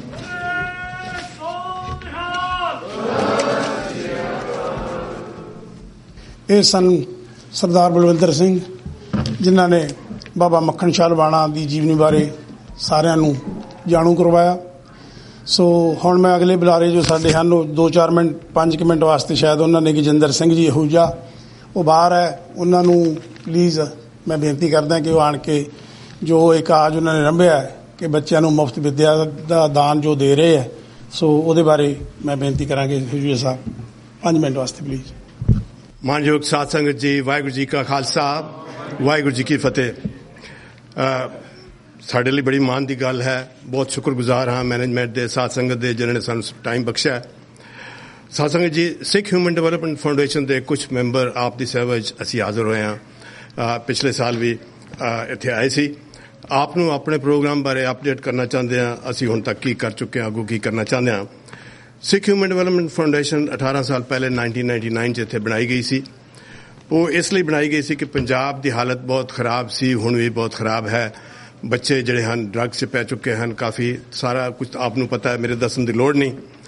ਤੇ ਉਹਨਾਂ ਬੱਚਿਆਂ ਨੂੰ ਮਦਦ ਦੀ ਲੋੜ ਸੀ, ਤਾਂ ਅਸੀਂ ਇਸ ਕਰਕੇ ਫਾਊਂਡੇਸ਼ਨ ਬਣਾਈ। 2-3 ਬੰਦੇ ਅਸੀਂ ਵਰਲਡ ਬੈਂਕ 'ਚੋਂ ਰਿਟਾਇਰ ਹੋਏ ਤੇ ਕੁਝ ਹੋਰ ਬੰਦੇ ਨਾਲ ਮਿਲਾ ਕੇ ਅਸੀਂ ਫਾਊਂਡੇਸ਼ਨ ਬਣਾਈ ਸੀ। ਪੰਜਾਬ 'ਚ ਜਾ ਕੇ ਅਸੀਂ ਸਟੱਡੀ ਕੀਤਾ, ਯੂਨੀਵਰਸਿਟੀ ਵਾਈਸ ਚਾਂਸਲਰ ਨੂੰ ਮਿਲੇ। I am talking about year 2000। ਤੇ ਉੱਥੇ ਜਾ ਕੇ ਅਸੀਂ ਉਹਨਾਂ ਨਾਲ ਸਾਰਾ ਸੰਪਰਕ ਪੈਦਾ ਕਰਕੇ ਸਭ ਨੇ ਸਾਨੂੰ ਵੈਲਕਮ ਕੀਤਾ। ਅਸੀਂ ਪਿੰਡਾਂ 'ਚ ਗਏ, ਇੱਕ ਮੈਂਬਰ 3 ਪਿੰਡਾਂ 'ਚ ਗਏ, ਲੁਧਿਆਣੇ ਦੇ ਨੇੜੇ, ਇੱਕ ਮਤਲਬ ਹੋਰ ਪਿੰਡਾਂ 'ਚ ਗਏ। ਅਸੀਂ ਸਾਰਾ ਸਟੱਡੀ ਕੀਤਾ, ਉਸ ਤੋਂ ਬਾਅਦ ਇਹ ਫਾਊਂਡੇਸ਼ਨ ਬਣਾਈ ਤੇ ਸਾਨੂੰ ਪਤਾ ਲੱਗਾ ਕਿ ਕਿਸ ਕਿਸਮ ਦੀ ਜ਼ਰੂਰਤ ਹੈ ਤੇ ਕੀ ਅਸੀਂ ਕਿਸ ਤਰ੍ਹਾਂ ਹੈਲਪ ਕਰ ਸਕਦੇ ਹਾਂ। ਅਸੀਂ ਹੁਣ ਇਸ ਵੇਲੇ ਪੰਜਾਬ ਤੇ ਆਲੇ ਦੁਆਲੇ ਦੇ ਇਲਾਕੇ ਵਿੱਚ ਗਰੀਬ ਬਟ ਬ੍ਰਾਈਟ ਸਟੂਡੈਂਟਸ ਨੂੰ ਕਾਲਜ ਦੇ ਸਕਾਲਰਸ਼ਿਪ ਲਈ, ਕਾਲਜ ਦੀ ਪੜ੍ਹਾਈ ਲਈ ਸਕਾਲਰਸ਼ਿਪ ਦਿੰਦੇ ਹਾਂ, ਸਿਰਫ ਪ੍ਰੋਫੈਸ਼ਨਲ ਬਣਨ ਲਈ, ਨਾਟ BA MA ਕਰਨ ਵਾਸਤੇ ਨਹੀਂ, ਪਰ ਉਹ ਪ੍ਰੋਫੈਸ਼ਨਲ ਬਣਨ, ਕੋਈ ਡਾਕਟਰ ਬਣੇ, ਕੋਈ ਟੈਕਨੋਲੋਜੀ 'ਚ ਕਰੇ ਮਾਸਟਰ, ਜਾਂ ਹੋਰ ਇੰਜੀਨੀਅਰ ਕਿਸੇ ਕਿਸਮ ਦਾ ਬਣੇ। ਸੋ ਹੁਣ ਤੱਕ ਅਸੀਂ 5091 ਸਕਾਲਰਸ਼ਿਪ ਦੇ ਚੁੱਕੇ ਹਾਂ। ਪਿਛਲੇ ਸਾਲ 550 ਸਕਾਲਰਸ਼ਿਪ ਦਿੱਤੇ ਸੀ। ਪਿਛਲੇ ਸਾਲ ਦਾ ਮਤਲਬ ਐਕਚੁਅਲੀ ਇਹ ਸਾਲ ਹੈ 2017 ਨੂੰ ਜਾ ਰਿਹਾ ਹੈ। ਹੁਣ ਅਸੀਂ 2018 ਦੇ ਵਿੱਚ ਪਲਾਨ ਕੀਤਾ ਕਿ ਅਸੀਂ ਇਸ ਕੀ ਜ਼ੋਰ ਲਗਾ ਕੇ ਤੁਹਾਡੀ ਸਾਧ ਸੰਗਤ ਦੀ ਹਿੰਮਤ ਨਾਲ, ਸਾਧ ਸੰਗਤ ਦੀ ਬਖਸ਼ਿਸ਼ਾਂ ਨਾਲ ਅਸੀਂ 550 ਦੀ ਬਜਾਏ 650 ਸਕਾਲਰਸ਼ਿਪ ਐਲੋਕੇਟ ਕਰਾਂਗੇ। ਬਾਬਾ ਜੀ ਹਮੇਸ਼ਾ ਸਾਡੀ ਸੁਣਦੇ ਆਏ ਨੇ। ਤੇ ਇਸ ਫਾਊਂਡੇਸ਼ਨ ਦਾ ਜਿਸ ਤਰ੍ਹਾਂ ਮੈਂ ਜ਼ਿਕਰ ਕੀਤਾ ਹੈ ਕਿ ਹੁਣ ਤੱਕ 2700 ਬੱਚੇ ਜਿਹੜੇ ਹਨ ਉਹ ਗ੍ਰੈਜੂਏਟ ਹੋ ਚੁੱਕੇ ਹਨ, ਬੜੇ ਚੰਗੇ ਚੰਗੇ ਅਹੁਦਿਆਂ ਤੇ। ਇੱਥੋਂ ਤੱਕ ਕਿ ਇੰਡੀਅਨ ਸਪੇਸ ਸੈਂਟਰ 'ਚ ਵੀ 2 ਸਰਦਾਰ ਸਾਡੇ ਸਕਾਲਰਸ਼ਿਪ ਲੈ ਕੇ ਸਾਇੰਟਿਸਟ ਬਣ ਚੁੱਕੇ ਹਨ। ਮੈਨੂੰ ਬੜੀ ਖੁਸ਼ੀ ਹੁੰਦੀ ਹੈ ਇਸ ਗੱਲ ਨੂੰ ਸ਼ੇਅਰ ਕਰਦਿਆਂ। ਤੇ ਇਸ ਤੋਂ ਇਲਾਵਾ ਹੋਰ ਬੜੇ ਅੱਛੇ ਸਾਡੇ ਸਕਾਲਰਸ਼ਿਪ ਜ਼ਿਆਦਾਤਰ ਕੁੜੀਆਂ ਨੂੰ ਦਿੱਤੇ ਜਾਂਦੇ ਨੇ। ਇਸ ਵੇਲੇ ਪਿਛਲੇ 5 ਸਾਲ ਦੀ ਐਵਰੇਜ ਜਿਹੜੀ ਹੈ ਸਾਡੀ ਹੈ 74% of our scholarships have gone to female students. ਤੇ ਉਹਦਾ ਰਿਜ਼ਲਟ ਇਹ ਹੈ ਕਿ ਬੜੇ ਪਿੰਡਾਂ ਦੀਆਂ ਕੁੜੀਆਂ ਨੂੰ ਅਸੀਂ ਅੱਗੇ ਲੈ ਕੇ ਆਏ ਹਾਂ, ਕਿਉਂਕਿ ਸਾਡੇ 65% ਤੋਂ ਜ਼ਿਆਦਾ ਸਕਾਲਰਸ਼ਿਪ ਜਿਹੜੇ ਹਨ ਉਹ ਪੰਜਾਬ ਦੇ ਪਿੰਡਾਂ 'ਚ ਜਾ ਰਹੇ ਹਨ। ਤੇ ਇਹ ਕੁੜੀਆਂ ਜਿਹੜੀਆਂ ਹਨ ਇਸ ਵੇਲੇ 23 ਕੁੜੀਆਂ ਇਨਫੋਸਿਸ ਇੰਡੀਆ ਦੀ, ਆਪ ਜਿਹਨੂੰ ਪਤਾ ਹੋਣਾ ਬੜੀ ਅੱਛੀ ਕੰਪਨੀ ਹੈ ਟੈਕਨੋਲੋਜੀ ਦੀ, 23 ਕੁੜੀਆਂ ਸਾਡੀਆਂ ਉੱਥੇ ਕੰਮ ਕਰ ਰਹੀਆਂ ਨੇ ਔਰ ਸੀਨੀਅਰ ਲੈਵਲ ਤੇ ਚਲੀਆਂ ਗਈਆਂ ਨੇ। ਕੁਝ 7 ਬੱਚੀਆਂ ਇੱਥੇ ਆ ਕੇ AID ਦੇ ਪ੍ਰੋਗਰਾਮ 'ਚ ਟ੍ਰੇਨਿੰਗ ਵੀ ਲੈ ਕੇ ਗਈਆਂ, ਉੱਥੇ ਜਾ ਕੇ ਹੋਰ ਚੰਗੇ ਉਹਦੇ ਤੇ ਬਣ ਗਈਆਂ। ਇਹ ਸਾਰੀਆਂ ਗਰੀਬ ਘਰ ਦੀਆਂ ਕੁੜੀਆਂ ਸੀ, ਪਰ ਹੁਣ ਇਸ ਵੇਲੇ ਬਹੁਤ ਅੱਛੀ ਜੌਬਸ 'ਚ ਹੈਗੀਆਂ ਨੇ। ਨਾਓ who are these children? By the way, this is a tax exempt non-profit organization. Who are these children? These children are poor, ਕਿਸੇ ਦਾ ਫਾਦਰ ਟੇਲਰ ਹੈ, ਕੋਈ ਕਾਰਪੈਂਟਰ ਹੈ, ਕੋਈ ਲੇਬਰਰ ਹੈ, ਇਸ ਤਰ੍ਹਾਂ ਦੇ ਹਨ ਬੱਚੇ। ਉਹ ਆਪਣੇ ਆਪ ਕੋਈ ਸਵਾਲ ਨਹੀਂ ਪੈਦਾ ਹੁੰਦਾ ਕਿ ਉਹ ਆਪਣੇ ਆਪ ਕਾਲਜ ਜਾ ਸਕਣ ਜਾਂ ਪੜ੍ਹਾਈ ਕਰ ਸਕਣ, ਕਿਉਂਕਿ ਮਾਂ ਪਿਓ ਦੀ ਇਨਕਮ ਹੀ ਪੜ੍ਹਾਈ ਦਾ ਖਰਚਾ ਜਿਹੜਾ ਹੈ ਉੱਥੇ 50,000 ਰੁਪਏ ਤੋਂ ਲੈ ਕੇ 1,75,000 ਤੱਕ ਫੀਸਾਂ ਹੈਗੀਆਂ ਨੇ। ਤੇ ਉਹ ਸਵਾਲ ਨਹੀਂ ਪੈਦਾ ਤੇ ਇਨਕਮ ਫੈਮਿਲੀ ਦੀ 50 ਜਾਂ 60,000 ਸਾਲ ਦੀ ਹੈ ਰੁਪਏ, ਤੇ ਉਹ ਕੋਈ ਇਸ ਤਰ੍ਹਾਂ ਦਾ ਸਵਾਲ ਨਹੀਂ ਪੈਦਾ ਹੁੰਦਾ ਕਿ ਉਹ ਆਪਣੇ ਬੱਚਿਆਂ ਨੂੰ ਕਾਲਜ 'ਚ ਭੇਜ ਸਕਣ। ਸੋ ਇਹੋ ਜਿਹੇ ਬੱਚੇ ਸਾਡੇ ਸਕਾਲਰਸ਼ਿਪ ਤੇ ਪੜ੍ਹ ਰਹੇ ਹਨ। ਸਾਡੇ ਕੋਲ ਅਸੀਂ ਹਰ ਕਿਸਮ ਦਾ 6 ਪੇਜ ਦੀ ਐਪਲੀਕੇਸ਼ਨ ਹੈ, ਉਹਦੇ 'ਚ ਹਰ ਕਿਸਮ ਦੇ ਸਬੂਤ ਮੰਗੇ ਜਾਂਦੇ ਨੇ। ਇੱਥੋਂ ਤੱਕ ਜੇ ਪਿੰਡ ਜੇ ਸਬੂਤ ਨਹੀਂ ਹੈ, ਪਿੰਡਾਂ 'ਚ ਜ਼ਮੀਨ ਹੈ ਛੋਟੀ ਮੋਟੀ ਹੈ, ਕਿੰਨੀ ਜ਼ਮੀਨ ਹੈ, ਕਿੰਨੇ ਏਕੜ ਜ਼ਮੀਨ ਹੈ, ਕਿੰਨੀ ਪੈਦਾਵਾਰ ਹੋਈ ਹੈ, ਇਹ ਸਭ ਕੁਝ ਉਹਨਾਂ ਨੂੰ ਸਬੂਤ ਦੇਣਾ ਪੈਂਦਾ ਹੈ। ਉਹ ਸਬੂਤ ਲੈਣ ਤੋਂ ਬਾਅਦ ਅਸੀਂ ਫੀਲਡ 'ਚ ਚੈੱਕ ਵੀ ਕਰਦੇ ਹਾਂ, ਤਾਂ ਹੀ ਅਸੀਂ ਇਹ ਸਕਾਲਰਸ਼ਿਪ ਦਿੰਦੇ ਹਾਂ। ਸਾਨੂੰ ਪਤਾ ਲੱਗ ਜਾਣਾ ਚਾਹੀਦਾ ਹੈ ਕਿ ਵਾਕਿਆ ਹੀ ਇਹ ਲੋ ਇਨਕਮ ਫੈਮਿਲੀ ਤੋਂ ਜਿਹੜਾ ਹੈ ਤੇ ਸਟੂਡੈਂਟ ਹੈਗਾ। ਤੇ SHD ਦੀ ਹੈਲਪ ਨਾਲ ਹੁਣ ਕਾਫੀ ਤਾਦਾਦ ਵਿੱਚ, ਜਿਸ ਤਰ੍ਹਾਂ ਮੈਂ ਕਿਹਾ ਕਿ 2700 ਬੱਚੇ ਗ੍ਰੈਜੂਏਟ ਕਰ ਚੁੱਕੇ ਹਨ, ਤੇ ਕਾਫੀ ਬੱਚੇ doctors, engineer, agriculture, IT specialist ਬਣ ਚੁੱਕੇ ਹਨ। ਔਰ ਭਾਈ ਸਾਹਿਬ ਭਾਈ ਨਿਰਮਲ ਸਿੰਘ ਜੀ ਇੱਥੇ ਕੀਰਤਨ ਕਰਕੇ ਗਏ, ਇਹਨਾਂ ਨੇ ਸਾਨੂੰ ਇਨਸਪੀਰੇਸ਼ਨ ਦਿੱਤਾ। 7-8 ਸਾਲ ਪਹਿਲੇ ਦੀ ਗੱਲ ਹੈ। ਦੂਜੇ ਭਾਈ ਸਾਹਿਬ ਭਾਈ ਨਿਰਮਲ ਸਿੰਘ ਸੀਨੀਅਰ ਜਿਹੜੇ ਉਹ ਵੀ ਇੱਥੇ ਆਉਂਦੇ ਰਹਿੰਦੇ ਨੇ, ਆਪ ਜੀ ਨੇ ਦਰਸ਼ਨ ਕੀਤੇ ਹੋਣੇ, ਉਹਨਾਂ ਨੇ ਸਾਨੂੰ ਸਪੈਸ਼ਲੀ ਪੁੱਛ ਕੀਤਾ ਕਿ ਤੁਸੀਂ ਗੁਰਮਤਿ ਸੰਗੀਤ 'ਚ ਵੀ ਸਕਾਲਰਸ਼ਿਪ ਦਿਓ। ਪੰਜਾਬੀ ਯੂਨੀਵਰਸਿਟੀ ਦੇ ਨਾਲ ਪਟਿਆਲਾ ਅਸੀਂ ਸੰਪਰਕ ਪੈਦਾ ਕੀਤਾ ਤੇ ਹੁਣ ਅਸੀਂ ਗੁਰਮਤਿ ਸੰਗੀਤ 'ਚ ਵੀ ਸਕਾਲਰਸ਼ਿਪ ਦੇ ਰਹੇ ਹਾਂ। ਬੜੇ ਅੱਛੇ ਬੱਚੀਆਂ ਤੇ ਬੱਚੇ ਗੁਰਮਤਿ ਸੰਗੀਤ ਵਿੱਚ ਟ੍ਰੇਨਿੰਗ ਲੈ ਰਹੇ ਹਨ। ਪ੍ਰੋਗਰਾਮ ਬੜਾ ਆਰਗੇਨਾਈਜ਼ਡ ਹੈ। 7 ਸੈਂਟਰ ਹਨ ਸਾਡੇ, ਅੰਮ੍ਰਿਤਸਰ, ਚੰਡੀਗੜ੍ਹ, ਫਰੀਦਕੋਟ, ਲੁਧਿਆਣਾ, ਮੋਗਾ, ਬਠਿੰਡਾ, ਦਿੱਲੀ, ਜਿੱਥੇ ਵਾਲੰਟੀਅਰ ਕੰਮ ਕਰਦੇ ਹਨ। ਕੋਈ ਕਾਲਜ ਦੇ ਪ੍ਰੋਫੈਸਰ, ਅਸਿਸਟੈਂਟ ਪ੍ਰੋਫੈਸਰ, ਕੁਝ ਸਟੂਡੈਂਟਸ ਹਨ, ਉਹ ਸਾਡੀ ਸੇਵਾ ਕਰਦੇ ਹਨ। ਉੱਥੇ ਬੱਚਿਆਂ ਦਾ ਮੋਰਲ ਟੈਸਟ ਲੈਂਦੇ ਹਨ, ਇੰਟਰਵਿਊ ਲੈਂਦੇ ਹਨ, ਉਹਨਾਂ ਨੂੰ ਗਾਈਡ ਕਰਦੇ ਹਨ ਕਿ ਕਿਸ ਤਰੀਕੇ ਇਹ ਸਕਾਲਰਸ਼ਿਪ ਤੁਹਾਨੂੰ ਮਿਲ ਸਕਦੇ ਹਨ। ਸੋ ਉਹ ਸਾਰਾ ਉੱਥੇ ਗਾਈਡੈਂਸ ਮਿਲਦੀ ਹੈ ਨਾ ਬੱਚਿਆਂ ਨੂੰ। ਤੇ ਅਸੀਂ ਉਸ ਤੋਂ ਇਲਾਵਾ ਅਸੀਂ ਸਕਾਲਰਸ਼ਿਪ ਤੋਂ ਇਲਾਵਾ ਅਸੀਂ ਵਰਕਸ਼ਾਪ ਕਰ ਰਹੇ ਹਾਂ ਹਰ ਸਾਲ। ਪਿਛਲੇ 3-4 ਸਾਲ ਤੋਂ 3 ਜਾਂ 4 ਵਰਕਸ਼ਾਪ ਕਰਦੇ ਹਾਂ, ਜਿਹਦੇ 'ਚ ਬੱਚਿਆਂ ਨੂੰ ਅਸੀਂ ਸਿਖਾਉਂਦੇ ਹਾਂ interview technique, communication, leadership, personality development, spirituality and success, ਇਸ ਤਰ੍ਹਾਂ ਦੇ ਸਬਜੈਕਟ ਲੈ ਕੇ ਉਹਨਾਂ ਬੱਚਿਆਂ ਨੂੰ ਅਸੀਂ ਤਿਆਰ ਕਰਦੇ ਹਾਂ ਕਿ ਕਿਸ ਤਰ੍ਹਾਂ ਇੰਟਰਵਿਊ ਦੇਣਗੇ, ਕਿਸ ਤਰ੍ਹਾਂ ਸਾਡੇ ਲੀਡਰ ਬਣਨਗੇ, ਕਿਸ ਤਰ੍ਹਾਂ ਅੱਛੇ ਐਂਟਰਪ੍ਰੇਨਿਓਰ ਬਣਨਗੇ। ਉਹ ਵੀ ਪ੍ਰੋਗਰਾਮ ਜਿਹੜਾ ਹੈ, ਤੇ ਇਸ ਪ੍ਰੋਗਰਾਮ ਦਾ ਇੱਕ ਬੜਾ ਮਲਟੀਪਲਾਇੰਗ ਇਫੈਕਟ ਹੈ। ਆਪ ਸੋਚ ਸਕਦੇ ਹੋ ਜੇ ਇੱਕ ਬੱਚੀ ਨੂੰ ਅਸੀਂ ਸਕਾਲਰਸ਼ਿਪ ਦਈਏ ਤਾਂ ਉਹ ਸਿਰਫ ਇੱਕ ਬੱਚੀ ਨੂੰ ਨਹੀਂ ਦੇ ਰਹੇ, ਉਸ ਪਰਿਵਾਰ ਨੂੰ ਨਹੀਂ ਦੇ ਰਹੇ। ਉਹ ਇੱਕ ਬੱਚੀ ਕੁਝ ਸਾਲਾਂ ਦੇ ਬਾਅਦ, ਇਹ ਡਾਕਟਰ ਮਨਮੋਹਨ ਸਿੰਘ ਜਿਹੜੇ ਪ੍ਰੀਵੀਅਸ ਪ੍ਰਾਈਮ ਮਿਨਿਸਟਰ ਸਨ, ਉਹਨਾਂ ਨੇ ਸਾਨੂੰ ਚਿੱਠੀ ਲਿਖੀ, ਉਹਦੇ 'ਚ ਲਿਖਿਆ ਸੀ ਕਿ ਤੁਹਾਡੇ ਪ੍ਰੋਗਰਾਮ ਜਿਹੜਾ ਹੈ, ਜਿੰਨੇ ਜ਼ਿਆਦਾ ਤੋਂ ਜ਼ਿਆਦਾ ਤੁਸੀਂ ਬੱਚਿਆਂ ਨੂੰ ਸਕਾਲਰਸ਼ਿਪ ਦੇ ਸਕੋ, ਫੀਮੇਲਸ ਨੂੰ ਦੇ ਸਕੋ, ਜ਼ਿਆਦਾ ਚੰਗਾ ਰਹੇਗਾ, ਕਿਉਂਕਿ ਉਹਨਾਂ ਦਾ ਇਫੈਕਟ, ਮਲਟੀਪਲਾਇੰਗ ਇਫੈਕਟ ਜਿਹੜਾ ਬੜਾ ਵੱਡਾ ਇਫੈਕਟ ਹੈ। ਇੱਕ ਬੱਚੀ ਨੂੰ ਪਿੰਡ ਦੀ ਸਕਾਲਰਸ਼ਿਪ ਦੇ ਦਿੱਤਾ, ਤੁਸੀਂ 5-6 ਸਾਲ ਬਾਅਦ ਉਹ ਕਈ ਹਜ਼ਾਰ ਬੰਦਿਆਂ ਦੇ ਵਿੱਚ ਉਹ ਜਿਹੜਾ ਹੈ ਸਕਾਲਰਸ਼ਿਪ ਦਾ ਜਿਹੜਾ ਅਸਰ ਹੁੰਦਾ ਹੈ, ਤੇ ਉਹਨਾਂ ਦੀ ਲਾਈਫ ਜਿਹੜੀ ਹੈ ਟਰਾਂਸਫਾਰਮ ਹੁੰਦੀ ਹੈ ਇਹਦੇ ਨਾਲ। ਸਾਧ ਸੰਗਤ ਜੀ, 65% ਜਿਹੜੇ ਸਾਡੇ ਸਕਾਲਰਸ਼ਿਪ ਨੇ ਉਹ ਰੂਰਲ ਏਰੀਆ 'ਚ ਜਾ ਰਹੇ ਹਨ। 74% ਪਿਛਲੇ 5 ਸਾਲ ਦੀ ਐਵਰੇਜ ਹੈ, ਉਹ ਕੁੜੀਆਂ ਨੂੰ ਜਾ ਰਹੇ ਹਨ। ਤੇ ਸਾਡਾ ਫਰਜ਼ ਬਣਦਾ ਹੈ, ਬੜੀ ਦਫਾ ਇੱਥੇ ਸਵਾਲ ਪੈਦਾ ਹੋ ਜਾਂਦਾ ਹੈ, ਉੱਥੇ ਬੜੇ ਲੋਕ ਬੈਠੇ ਨੇ, ਉਹ ਇਹ ਕੰਮ ਨੂੰ ਕਰ ਲੈਣਗੇ, ਸਾਡਾ ਇੱਥੇ ਬੈਠੇ ਆ, ਸਾਡਾ ਕੀ ਫਰਜ਼ ਬਣਦਾ? ਸਾਡਾ ਫਰਜ਼ ਬਣਦਾ ਹੈ। ਕਿਉਂ ਬਣਦਾ ਹੈ? ਇਹ ਸਾਰੇ ਸਾਹਿਬ ਗੁਰੂ ਗੋਬਿੰਦ ਸਿੰਘ ਸਾਹਿਬ ਦੇ ਬੱਚੇ ਹਨ। 4 ਮੂਹੇ ਤੋਂ ਕਿਆ ਹੁਆ, ਜੀਵਤ ਕਈ ਹਜ਼ਾਰ, ਇਹਦੇ 'ਚ ਕਈ ਹਜ਼ਾਰ ਨੇ। ਕੀ ਅਸੀਂ ਉਹਨਾਂ ਨੂੰ ਇਸ ਤਰ੍ਹਾਂ ਕੋਈ ਅਸੀਂ ਸਾਡਾ ਫਰਜ਼ ਨਹੀਂ ਬਣਦਾ ਮਦਦ ਕਰਨਾ? ਨਹੀਂ, ਸਾਡਾ ਫਰਜ਼ ਬਣਦਾ ਹੈ, ਸਾਡਾ ਬੜਾ ਵੱਡਾ ਫਰਜ਼ ਬਣਦਾ ਹੈ। ਤੇ ਜਿੱਥੇ ਬਾਣੀ ਵਿੱਚ ਵੀ ਜ਼ਿਕਰ ਕੀਤਾ ਗਿਆ ਹੈ, ਜਿੱਥੇ ਨੀਚ ਸੰਭਾਲੀਨ ਉੱਥੇ ਨਦਰ ਤੇਰੀ ਬਖਸ਼ਿਸ਼। ਤੇ ਜੇ ਅਸੀਂ ਆਪਣੇ ਨੀਵੇਂ ਤੋਂ ਆਪਣੇ ਬੱਚਿਆਂ ਨੂੰ ਸੰਭਾਲ ਸਕਾਂਗੇ ਤੇ ਉਹਦੀ ਬਖਸ਼ਿਸ਼ ਸਾਡੇ ਤੇ ਹਰ ਹਾਲਤ ਵਿੱਚ ਹੋਏਗੀ। ਪੰਜਾਬ ਸਾਡੀ ਮਾਂ ਹੈ, ਮਾਂ ਦੀ ਸੇਵਾ ਕਰਨਾ ਸਾਡਾ ਫਰਜ਼ ਬਣਦਾ ਹੈ। ਤੇ ਹੋਰ ਪੰਜਾਬ ਸਾਡੀ ਗੁਰੂਆਂ ਦੀ ਧਰਤੀ ਹੈ, ਸਾਨੂੰ ਉਹਦੀ ਸੇਵਾ ਕਰਨੀ ਚਾਹੀਦੀ ਹੈ। ਫਿਰ ਸਿੱਖੀ ਦਾ ਵੱਡਾ ਅਸੂਲ ਵੰਡ ਛਕਣਾ, ਤੇ ਵੰਡ ਛਕਣ ਇਹ ਜਿਹੜੇ ਇੱਕ ਵੱਡਾ ਸਿਧਾਂਤ ਹੈ ਵੰਡ ਸਕਣਾ ਚਾਹੀਏ ਸਾਡਾ ਫਰਜ਼ ਬਣਦਾ ਕਿਹਦੇ ਨਾਲ ਅਸੀਂ ਵੰਡ ਸਕਣਾ ਜੇ ਅਸੀਂ ਗਰੀਬ ਬੱਚਿਆਂ ਨੂੰ ਉੱਪਰ ਲਿਆਈਏ ਉਸ ਤੋਂ ਵੱਧ ਵੰਡ ਸਕਣਾ ਕੀ ਹੋ ਸਕਦਾ ਵੰਡ ਸਕਣਾ ਤਾਂ ਮੇਰੇ ਕੱਲ ਦੀ ਸਿਰਫ ਗੱਲ ਯਾਦ ਆਈ ਹੈ ਕੱਲ ਮੈਨੂੰ ਇੱਕ ਟੈਲੀਫੋਨ ਆਇਆ ਇੱਕ ਡਾਕਟਰ ਸਾਹਿਬ ਹਨ ਤੁਸੀਂ ਇੱਥੇ ਹਨ ਉਹਨਾਂ ਨੂੰ ਤੁਸੀਂ ਜਾਣਦੇ ਹੋ ਕਈਆਂ ਨੂੰ ਮੈਨੂੰ ਇਜਾਜ਼ਤ ਨਹੀਂ ਕਿ ਮੈਂ ਉਹਨਾਂ ਦਾ ਨਾਂ ਲੈ ਸਕਾਂ ਉਹ ਇੰਡੀਆ ਗਏ ਸੀ ਪਿੱਛੇ ਤੇ ਉਹਨਾਂ ਨੇ ਮੈਨੂੰ ਕਿਹਾ ਕਿ ਮੈਂ ਕੁਝ ਸਟੂਡੈਂਟ ਨੂੰ ਬੜੇ ਸਾਡੇ ਮੇਜਰ ਡੋਨਰ ਹਨ ਤੇ ਕਈ $1000 ਸਾਨੂੰ ਦਿੰਦੇ ਨੇ ਤੇ ਉਹਨਾਂ ਨੇ ਕਿਹਾ ਕਿ ਮੈਂ ਕੁਝ ਬੱਚਿਆਂ ਨੂੰ ਮਿਲਣਾ ਚਾਹੁੰਦਾ ਮੈਂ ਕਿਹਾ ਜੀ ਜ਼ਰੂਰ ਅਸੀਂ 22 ਬੱਚਿਆਂ ਨੂੰ ਮੈਂ ਇੰਤਜ਼ਾਮ ਕੀਤਾ ਉਹ ਮਿਲ ਕੇ ਆਏ ਤੇ ਉਹਨੂੰ ਪੁੱਛਣਾ ਚਾਹੁੰਦੇ ਸਨ ਕਹਿਣ ਲੱਗੇ ਅੱਛਾ ਮੈਨੂੰ ਦੱਸੋ ਕੁੜੀਆਂ ਨੂੰ ਇੱਕ ਦੋ ਕੁੜੀਆਂ ਨੂੰ ਪਹਿਲਾਂ ਪੁੱਛਿਆ ਤੁਹਾਨੂੰ ਕਿਸ ਤਰ੍ਹਾਂ ਇਸ ਸਕਾਲਰਸ਼ਿਪ ਨੇ ਹੈਲਪ ਕੀਤੀ ਹੈ ਤੁਹਾਨੂੰ ਕਿਉਂ ਸਕਾਲਰਸ਼ਿਪ ਦਿੱਤਾ ਜਾਏ ਮੈਨੂੰ ਦੱਸੋ ਤੋ ਇੱਕ ਕੁੜੀ ਨੇ ਜਾਂ ਦੂਜੀ ਕੁੜੀ ਨੇ ਵੀ ਜਵਾਬ ਦਿੱਤਾ ਕੁੜੀ ਰੋਣ ਲੱਗ ਗਈ ਇੱਥੋਂ ਤੱਕ ਦੂਜੀ ਕੁੜੀ ਜਦੋਂ ਆਪਣੀ ਸਟੋਰੀ ਸੁਣਾ ਰਹੀ ਸੀ ਕਿਸ ਤਰ੍ਹਾਂ ਗਰੀਬ ਘਰ ਤੋਂ ਆਇਆ ਤੇ ਕਿਸ ਤਰੀਕੇ ਉਹਨੇ ਸ਼ੁਰੂ ਕੀਤਾ ਕਿ Sikh human development scholarship came to me as a light. These are her words, not mine. ਕਹਿੰਦੇ ਮੈਨੂੰ ਇੱਕ ਰੋਸ਼ਨੀ ਦਿਖਾਤੀ ਉਹਨਾਂ ਨੇ ਤੇ ਮੇਰੀ ਤੇ ਜ਼ਿੰਦਗੀ ਡੈਫੀਨਿਟਲੀ ਬਣ ਜਾਏਗੀ ਮੈਂ ਇੱਕ ਬੜੇ ਗਰੀਬ ਘਰ ਤੋਂ ਸਾਂ ਡਾਕਟਰ ਸਾਹਿਬ ਆਪ ਰੋਣ ਲੱਗ ਗਏ ਜੇਬ 'ਚ ਉਹਨਾਂ ਦੇ $100 ਦੇ ਨੋਟ ਸਨ ਇਹ ਗੱਲ ਰੀਸੈਂਟਲੀ ਹੋਈ ਹੈ ਤੇ ਮੈਂ ਤੁਹਾਡੇ ਨਾਲ ਸ਼ੇਅਰ ਕਰ ਰਿਹਾ ਉਹਨਾਂ ਨੇ 22 ਬੱਚਿਆਂ ਦੇ ਵਿੱਚ $100 ਦੇ ਨੋਟ ਵੰਡੇ 100 ਦਾ ਉਹਨਾਂ ਦੀ ਜੇਬ 'ਚ ਰਹਿ ਗਿਆ ਤੇ ਗੱਲ ਮੈਨੂੰ ਯਾਦ ਆ ਗਈ ਕਿਉਂਕਿ ਕੱਲ ਮੇਰੀ ਉਹਨਾਂ ਨਾਲ ਗੱਲ ਹੋਈ ਕਿਸੇ ਹੋਰ ਸਿਲਸਿਲੇ 'ਚ ਤੇ ਗੱਲ ਯਾਦ ਆ ਗਈ ਤੇ ਮੈਂ ਵੰਡ ਛਕਣਾ ਦੇ ਉੱਪਰ ਤੁਹਾਡੇ ਨਾਲ ਸ਼ੇਅਰ ਕਰਨਾ ਚਾਹੁੰਦਾ ਤੇ ਉਹਨਾਂ ਨੇ ਉੱਥੇ ਜਦੋਂ ਪੈਸੇ ਵੰਡ ਦਿੱਤੇ ਬੜੇ 2-3 ਕੁੜੀਆਂ ਆਈਆਂ ਕਹਿੰਦੇ ਤੁਸੀਂ ਰੱਖੋ ਤੁਹਾਨੂੰ ਆਪ ਜ਼ਰੂਰਤ ਹੋਏਗੀ ਨਹੀਂ ਕਹਿੰਦੇ ਮੇਰੇ ਕੋਲ ਕ੍ਰੈਡਿਟ ਕਾਰਡ ਹੈ ਦੇਖੋ ਬੜੇ ਹੈਗੇ ਨੇ ਤੇ ਮੈਨੂੰ ਤੇ ਇਸ ਤੋਂ ਵੱਡੀ ਖੁਸ਼ੀ ਹੋ ਹੀ ਨਹੀਂ ਸਕਦੀ ਕਿ ਮੈਂ ਤੁਹਾਡੇ ਨਾਲ ਵੰਡ ਛਕਣ ਦੇ ਅਸੂਲ ਦੇ ਨਾਲ ਮੈਂ ਤੁਹਾਨੂੰ ਦਿੱਤੇ ਮੇਰੇ ਪੈਸੇ ਨਹੀਂ ਪੈਸੇ ਤਾਂ ਉਹਦੇ ਨੇ ਵੈਸੇ ਮੈਂ ਤਾਂ ਸਿਰਫ ਆਪਣੇ ਹੱਥ ਯੂਜ਼ ਕੀਤੇ ਨੇ ਐਨੀਵੇ ਇਹ ਮੈਨੂੰ ਗੱਲ ਕੱਲ ਦੀ ਯਾਦ ਆ ਗਈ ਤੇ ਮੈਂ ਆਪ ਜੀ ਨਾਲ ਸ਼ੇਅਰ ਕਰ ਰਿਹਾ ਤੇ ਸਵਾਲ ਇਹ ਹੈ ਕਿ ਜੇ ਇਹ ਬੱਚੇ if they succeed we all succeed if they fail we will fail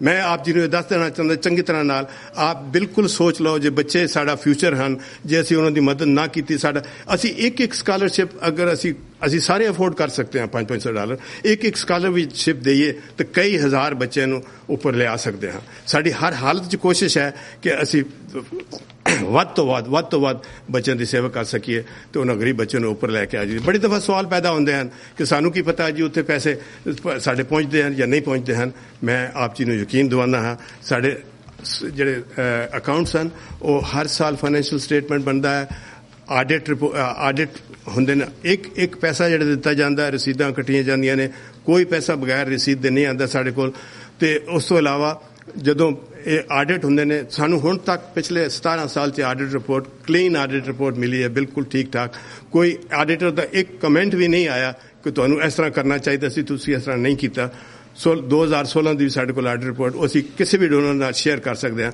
4-5 page the audit report ਹੁੰਦੀ ਹੈ ਸੋ ਉਸ ਤੋਂ ਉਹ ਬਕਾਇਦਾ ਜਿਹੜੇ ਆਡੀਟਰ ਹਨ ਉਹ ਆਪਣੇ ਸਾਨੂੰ ਦੱਸੇ ਬਗੈਰ ਉਹ ਨਿਸ਼ਕਾਮ ਸਿੱਖ ਵੈਲਫੇਅਰ ਨੇ ਆਰ ਕੁਝ ਸਟੂਡੈਂਟ ਦੇ ਈਮੇਲ ਸਾਰੇ ਉਹਨਾਂ ਨੂੰ ਪ੍ਰੋਵਾਈਡ ਕਰਦੇ ਜਾਂਦੇ ਨੇ ਉਹਨਾਂ ਨਾਲ ਗੱਲਬਾਤ ਕਰਕੇ ਤੁਹਾਨੂੰ ਸਕਾਲਰਸ਼ਿਪ ਕਦੋਂ ਮਿਲਿਆ ਕਿਸ ਤਰ੍ਹਾਂ ਮਿਲਿਆ ਕੀ ਹੋਇਆ ਉਹ ਕਈ ਵਾਰੀ 30-40 ਸਟੂਡੈਂਟ ਤੇ ਬਲਕਿ ਚੈੱਕ ਕਰਦੇ ਹਨ ਐਟ ਰੈਂਡਮ ਕਿ ਕੋਈ ਗਲਤ ਨਹੀਂ ਹੋਈ ਸੋ ਮੈਂ ਆਪ ਨੂੰ ਯਕੀਨ ਦਿਵਾਉਣਾ ਚਾਹੁੰਦਾ ਹਾਂ ਕਿ ਬਿਲਕੁਲ ਇੱਕ ਸ਼ੀਸ਼ੇ ਦੀ ਤਰ੍ਹਾਂ ਅਕਾਊਂਟਸ ਜਿਹੜੇ ਹਨ ਉਹ ਰੱਖੇ ਜਾਂਦੇ ਨੇ ਇੱਕ ਸਕਾਲਰਸ਼ਿਪ ਦੀ ਐਵਰੇਜ ਹੈ $510 ਇੱਕ ਸਾਲ ਦੀ ਤੇ ਮੈਂ ਅਪੀਲ ਕਰਨਾ ਚਾਹਾਂਗਾ ਆਪ ਨੂੰ ਸਾਰਿਆਂ ਨੂੰ ਕਿ ਤੁਸੀਂ ਜ਼ਰੂਰ ਇੱਕ ਤਾਂ ਇਹ ਸਾਡਾ ਬਰੋਸ਼ਰ ਬਾਹਰ ਪੈ ਰਿਹਾ ਆਪ ਲੈ ਕੇ ਜਾਓ ਇਸ ਬਰੋਸ਼ਰ ਵਿੱਚ ਲਿਖਿਆ ਹੋਇਆ ਕਿ ਅਸੀਂ ਇਹ ਪ੍ਰੋਗਰਾਮ ਕਿਉਂ ਕਰ ਰਹੇ ਹਾਂ ਕਿਸ ਤਰ੍ਹਾਂ ਕਰ ਰਹੇ ਹਾਂ ਅੱਗੋਂ ਕੀ ਕਰਨਾ ਚਾਹੁੰਦੇ ਹਾਂ ਸਾਰਾ ਕੁਝ ਦਿੱਤਾ ਹੈ ਹਰ ਸਵਾਲ ਦਾ ਜਵਾਬ ਇਸ ਬਰੋਸ਼ਰ ਦੇ ਵਿੱਚ ਹੈਗਾ ਆਪ ਜ਼ਰੂਰ ਪੜ੍ਹੋ ਮੈਂ ਆਪ ਦੇ ਨਾਲ ਇੱਕ ਦੋ ਬੱਚਿਆਂ ਦੇ 2-4 ਖਿਆਲ ਸ਼ੇਅਰ ਕਰਨਾ ਚਾਹੁੰਦਾ ਹਾਂ ਇਹ ਐਪਲੀਕੇਸ਼ਨ ਦੇ ਵਿੱਚੋਂ ਦਿੱਤੇ ਗਏ ਨੇ ਐਪਲੀਕੇਸ਼ਨ ਦੇ ਵਿੱਚ ਇੱਕ ਜਗ੍ਹਾ ਹੈ ਕਿ ਤੁਸੀਂ 200 ਵਰਡ ਦੇ ਵਿੱਚ ਸਾਨੂੰ ਦੱਸੋ ਤੁਹਾਨੂੰ ਕਿਉਂ ਸਕਾਲਰਸ਼ਿਪ ਦਿੱਤਾ ਜਾਏ ਤੇ ਉਹ ਬੱਚੇ ਕੀ ਕਹਿੰਦੇ ਹਨ ਇੱਕ ਬੱਚਾ ਹੈ our financial status does not allow us to continue my studies your scholarship will be of great help to me for paying my fees I pray to God to make me a good sick doctor and good human being so that I can serve humanity ਇਹ ਬੱਚੀ Harleen Kaur already ਬੜੀ ਕਾਮਯਾਬ doctor ਬਣ ਚੁੱਕੀ ਹੈ ਔਰ ਸਾਡੀ ਵਾਪਸ ਸੇਵਾ ਕਰ ਰਹੀ ਸਾਨੂੰ ਵੀ ਪੈਸੇ ਦਿੰਦੀ ਹੈ एक होर मैं मेरे को हज़ारां दी तादाद इस तरह मैसेज है ने, पर मैं 2 सिर्फ शेयर करांगा टाइम की कमी करके. My father is a tailor. It's not possible for my family to pay the fees and other education expenses. I need SHDF scholarship. After doing my BSc nursing, I want to do something in the service of mankind. Jaspreet Kaur ਇਹ ਵੀ nurse ਬਣ ਚੁੱਕੀ ਹੈ ਤੇ ਕਈ nurses ਕਈ ਤੁਸੀਂ ਹੈਰਾਨ ਹੋਗੇ ਕਈ ਮੁੰਡੇ ਵੀ ਨਰਸਿਸ ਬਣੇ ਕੁਛ ਇਸ ਕਰਕੇ ਕਿ ਉਹ ਬਾਹਰ ਆਉਣਾ ਚਾਹੁੰਦੇ ਨੇ. ਨਰਸ ਬਣੋ ਤੇ ਤੁਹਾਨੂੰ ਵੀਜ਼ਾ ਵੀ ਬੜੀ ਜਲਦੀ ਮਿਲ ਜਾਂਦਾ ਹੈ. ਕਈ ਇਸ ਤਰ੍ਹਾਂ ਦੇ ਸਟੂਡੈਂਟ ਸਾਡੇ ਇੱਥੇ ਕੈਨੇਡਾ ਆਸਟ੍ਰੇਲੀਆ 'ਚ ਜਾ ਚੁੱਕੇ ਹਨ ਤੇ ਮੈਂ ਹੱਥ ਜੋੜ ਕੇ ਆਪ ਨੂੰ ਬੇਨਤੀ ਕਰਨਾ ਚਾਹੁੰਦਾ. ਇੱਕ ਹੋਰ ਗੱਲ ਦੱਸਣਾ ਚਾਹੁੰਦਾ ਕਿ ਸਾਡਾ ਫੰਡ ਰੇਜ਼ਿੰਗ ਡਿਨਰ ਨਵੰਬਰ 11 ਨੂੰ ਹੋ ਰਿਹਾ ਹੈ ਗੇਦਸਬਰਗ ਹਿਲਟਨ ਦੇ ਵਿੱਚ. ਆਪ ਉਹਦੇ ਵਿੱਚ ਵੀ ਹਿੱਸਾ ਪਾਓ ਤੇ ਉਹਦੀਆਂ ਜਿਹੜੀਆਂ ਹਨ ਬਾਹਰ ਅਸੀਂ ਟਿਕਟਾਂ ਵੀ ਦੇ ਸਕਦੇ ਹਾਂ ਤੇ ਰੈਫਲ ਦਾ ਵੀ ਹੈ. ਰੈਫਲ 'ਚ ਇੱਥੋਂ ਦੀ ਸਾਧ ਸੰਗਤ ਦੇ ਵਿੱਚ ਤੇ ਸਰਦਾਰ ਮਹਿਤਾਬ ਸਿੰਘ ਦਾ ਵੀ ਬੜਾ ਵੱਡਾ ਹਿੱਸਾ ਹੈ ਤੇ ਰੈਫਲ ਦੇ ਟਿਕਟ ਵੀ ਬਾਹਰ ਅਵੇਲੇਬਲ ਹਨ. ਕਾਫੀ ਸਾਰੇ ਪ੍ਰਾਈਜ਼ਸ ਵੀ ਹਨ. ਰੈਫਲ ਦੇ ਟਿਕਟ ਵੀ ਤੁਸੀਂ ਬਾਹਰ ਲੈ ਸਕਦੇ ਹੋ. ਸਾਧ ਸੰਗਤ ਜੀ ਮੈਂ ਇੱਕ ਵਾਰੀ ਆਪ ਨੂੰ ਹੱਥ ਜੋੜ ਕੇ पुरजोर अपील करना चाहता हाँ कि आप प्रोग्राम इस हिस्सा पाओ. इस प्रोग्राम के रिजल्ट बहुत सोहने आ रहे हैं और बच्चे बड़े गरीब घरों तो बच्चे जड़े हैं वो अगे आके सिख कौम के लीडर बन गए. I can assure you. इस तो इलावा तुहाडे कोई क्वेश्चन होण इहदे विच साडा वैबसाइट का जिक्र है लिखिया होया है. साडे सारिਆਂ ਦੇ ਨਾਂ लिखे हुए बोर्ड मैंबर के. उस तो इलावा टैलीफोन नंबर है. तुहानूं कोई किसी किस्म के क्वेश्चन हुण भी पुछ सकते हो बाद चों पुछ सकते हो. ईमेल भेजो टैलीफोन करो असी हर वेले हाजिर हाँ. आप जरूर सोचो इस बारे कि पंजाब की हालत बहुत खराब है तो साडा फर्ज बनता है असी एक एक बच्चे एक एक मिल के हेल्प करिए तो हज़ारों की तादाद से कर सकते हैं. से मैं आपनूं पुरजोर अपील करांगा जरूर इस हिस्सा पाओ जी. वाहिगुरू जी का खालसा वाहिगुरू जी की फतेह. सो हुण मैं बेनती करूँगा कि डॉक्टर मजीत सिंह बहुत ही सूझवान बुलारे ने. आपां नूं पता है तुसीं अपने विचार बाबा मक्खण शाह लवाणा बाबा बुढ़ा जी का जन्म दिन सो उन्हां दे मुताबिक ही तुसीं थोड़ा 10 मिनट दे विच समाप्त करने की कोशिश करनी. वाहिगुरू जी का खालसा वाहिगुरू जी की फतेह.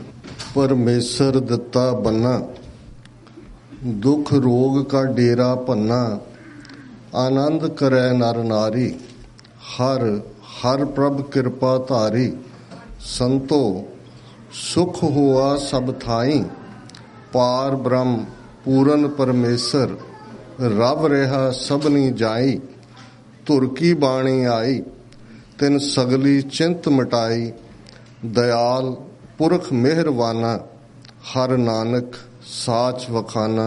वाहिगुरू जी का खालसा वाहिगुरू जी की फतेह. साहिब श्री गुरु ग्रंथ साहिब जी की हजूरी में जुड़े बैठे सतगुरु जी का अपना आपा गुरु खालसा साध संगत जीओ. दसिया गया है कि अज का यह विशेष दिन गुरु लाधो रे दिवस वजों मनाया जा रहा. ये भी याद रहे कि 20 अक्तूबर नूं जिहड़ा कि 7 कत्तक सी मूल नानकशाही कैलेंडर 2003 मुताबक श्री गुरु ग्रंथ साहिब जी का गुरगद्दी दिवस भी सी. सो इन्हां दोनों ही दिहाड़ियां दी आप सिख संगत नूं बहुत बहुत मुबारक. ज़ाहिर है बीते नूं याद करना साडा फर्ज है. अपने इतिहासक करैक्टर्स महान नायक जिन्हां च बाबा मक्खण शाह लुबाणा भाई लखी शाह वणजारा जिन्हां दा जिक्र किया गया इन्हां ने बहुत वड्डी सेवा की है और बाबाणियां कहानियां पुत सपुत करेण जदों असी बजुर्गां दियां कहानियां दास्ताना बयान करते हैं तो ये असल विच अपने आप दे लई प्रेरणा हुंदी है. अपने आप दे लई रिमाइंडर हुंदा है कि असी भी उन्हां तो कुछ सीखना. बहुत कुछ किया जा चुका है.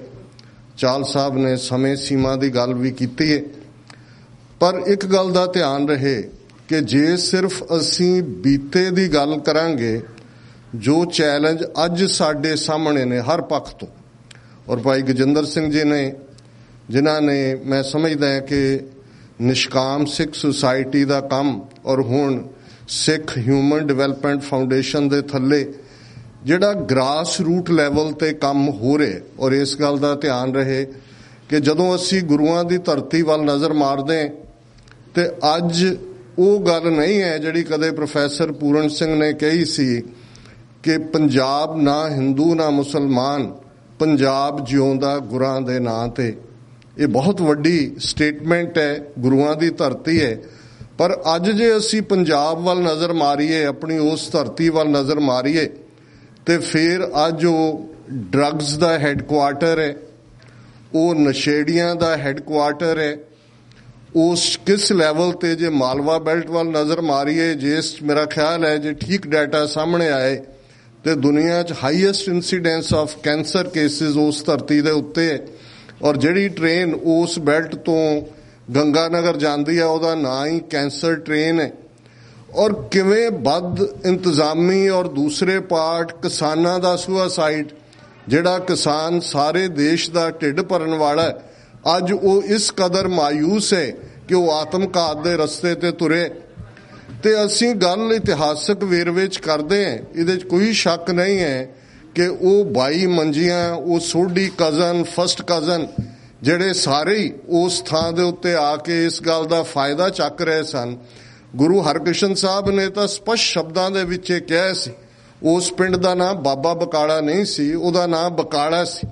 ਪਰ ਜ਼ਾਹਰ ਹੈ ਕਿ ਗੁਰੂ ਤੇਗ ਬਹਾਦਰ ਸਾਹਿਬ ਰਿਸ਼ਤੇ 'ਚ ਉਹਨਾਂ ਦੇ ਬਾਬੇ ਲੱਗਦੇ ਸਨ। ਔਰ ਬਾਬਾ ਬਕਾਲੇ, ਗੁਰੂ ਬਾਬਾ ਬਕਾਲੇ ਬੜਾ ਨਿਸ਼ਚਿਤ ਆਦੇਸ਼ ਸੀ। ਪਰ ਇਹ ਧੀਰਮਲ ਸਮੇਤ 22 ਸੋਢੀ ਆਪਣੀਆਂ ਮੰਜੀਆਂ ਡਾ ਕੇ ਬੈਠ ਗਏ, ਇਹ ਦੱਸਣ ਦੇ ਲਈ ਕਿ ਅਸੀਂ ਵੀ ਰਿਸ਼ਤੇ ਦੇ ਵਿੱਚ ਬਾਬੇ ਹਾਂ ਤੇ ਇਹ ਜਿਹੜੀ ਗੁਰਤਾ ਹੈ ਇਹ ਸਾਨੂੰ ਮਿਲੀ ਹੈ। ਸੋ ਉਹ ਤਾਂ ਗੁਰਤਾ ਵੀ ਪ੍ਰਗਟ ਹੋਈ, ਜਗਜ਼ਾਰ ਹੋਈ। ਉਹ ਤਾਂ ਹਮੇਸ਼ਾ ਹੀ ਗੁਰੂ ਇੱਕ ਐਸਾ ਸੂਰਜ ਹੈ ਜਿਸ ਨੂੰ ਕੋਈ ਲੁਕੋ ਨਹੀਂ ਸਕਦਾ। ਬੱਦਲ ਵਕਤੀ ਤੌਰ ਤੇ ਆਉਂਦੇ ਨੇ, ਲੇਕਿਨ ਗੁਰੂ ਗਿਆਨ ਦਾ ਸੂਰਜ ਹੈ ਔਰ ਹਮੇਸ਼ਾ ਹੀ ਉਹ ਚਮਕਦਾ ਦਮਕਦਾ। ਪਰ ਅੱਜ ਜੇ ਅਸੀਂ ਉਸ ਧਰਤੀ ਵੱਲ ਦੇਖੀਏ ਤੇ 12,300 ਦੇ ਕਰੀਬ ਪਿੰਡ ਨੇ। ਕਿਹੜਾ ਪਿੰਡ ਹੈ ਜਿੱਥੇ ਇਹ ਬਾਬਾ ਵਾਰਫੇਅਰ ਸਾਡੇ ਤੇ ਨਹੀਂ ਵਿੱਢੀ ਹੋਈ? ਕਿੰਨੇ ਗੁਰੂ ਬਣੇ ਹੋਏ ਨੇ। ਜੇ ਆਰਗੇਨਾਈਜ਼ਡ ਸੈਕਟ ਦੇਖਣੇ ਨੇ, ਮਾਝਾ ਮਾਲਵਾ ਦੁਆਬਾ ਬੈਲਟ ਨੂੰ ਹੀ ਦੇਖ ਲਈਏ, ਉਹ ਰਾਧਾ ਸੁਆਮੀ ਬਿਆਸ 'ਚ ਬੈਠੇ ਨੇ, ਦੁਆਬੇ ਦੇ ਵਿੱਚ ਆਸ਼ੂਤੋਸ਼ ਬੈਠੇ, ਤੇ ਆ ਕ੍ਰਿਮੀਨਲ ਸਾਧ ਸੌਦਾ ਸਾਧ ਜਿਹਨੇ ਹਰਿਆਣਾ, ਰਾਜਸਥਾਨ, ਪੰਜਾਬ ਦੀ ਇੱਕ ਵੱਡੀ ਬੈਲਟ ਨੂੰ ਕਿਵੇਂ ਆਪਣੀ ਜਕੜ ਵਿੱਚ ਲਿਆ ਹੋਇਆ ਸੀ। ਜੇ ਇਹਨਾਂ ਸਾਰਿਆਂ ਦੇ ਬਿਹਾਈਂਡ ਤੁਸੀਂ ਦੇਖੋਗੇ ਕਿ ਕੌਣ ਹੈ, ਉਹ 22 ਮੰਜੀਆਂ ਆਫ ਇਟਸ ਓਨ ਨਹੀਂ ਸੀ, ਇਹ ਹਕੂਮਤਾਂ ਦਾ ਜ਼ੋਰ ਹੁੰਦਾ। ਇਹ ਮੀਣੇ, ਮਸੰਦ, ਧੀਰਮਲੀਏ, ਰਾਮ ਰਾਈਏ, ਇਹ ਹਕੂਮਤਾਂ ਖੜੇ ਕਰਦੀਆਂ ਨੇ ਕਿਉਂਕਿ ਉਹ ਚਾਹੁੰਦੀਆਂ ਨੇ ਕਿ ਸੱਚ ਦੀ ਆਵਾਜ਼ ਨੂੰ ਦਬਾ ਦਿੱਤਾ ਜਾਏ, ਸੱਚ ਦੇ ਚਾਨਣ ਨੂੰ ਸਾਹਮਣੇ ਨਾ ਆਣ ਦਿੱਤਾ ਜਾਏ। ਤੇ ਅੱਜ ਜਿਹੜੀ ਇਹ ਬਾਬਾ ਵਾਰਫੇਅਰ ਸਾਡੇ ਉੱਤੇ ਵਿੱਢੀ ਹੋਈ ਹੈ, ਇਹ ਵੀ ਉਹਨਾਂ ਹਾਕਮਾਂ ਦੇ ਹੱਥ ਹੈ। ਔਰ ਤੁਸੀਂ ਪਿਛਲੇ ਦਿਨਾਂ 'ਚ ਖਬਰ ਦੇਖੀ ਹੋਏਗੀ, ਹੁਣ ਇਹ ਸਾਰਾ ਵਰ੍ਹਾ 10ਵੇਂ ਪਾਤਸ਼ਾਹ ਦਾ 350 ਸਾਲਾ ਪ੍ਰਕਾਸ਼ ਦਿਵਸ ਦੇ ਤੌਰ ਤੇ ਮਨਾਇਆ ਜਾ ਰਿਹਾ। ਔਰ RSS ਨੇ ਐਲਾਨ ਕੀਤਾ ਆਉਣ ਵਾਲੇ 2-3 ਦਿਨ ਬਾਅਦ ਦਿੱਲੀ ਦੇ ਤਾਲ ਕਟੋਰਾ ਸਟੇਡੀਅਮ ਦੇ ਵਿੱਚ ਉਹਨਾਂ ਨੇ ਬੜਾ ਵੱਡਾ ਇਕੱਠ ਰੱਖਿਆ, ਜਿਹਨੂੰ ਪ੍ਰਿਜ਼ਾਈਡ ਮੋਹਨ ਭਾਗਵਤ ਨੇ ਕਰਨਾ ਤੇ ਇੱਕ ਡਿਸਕ੍ਰੈਂਟਡ ਬਦ ਅਖਲਾਕ ਜਥੇਦਾਰ ਵੀ ਇਹਨਾਂ ਦਾ ਸਾਥੀ ਹੈ।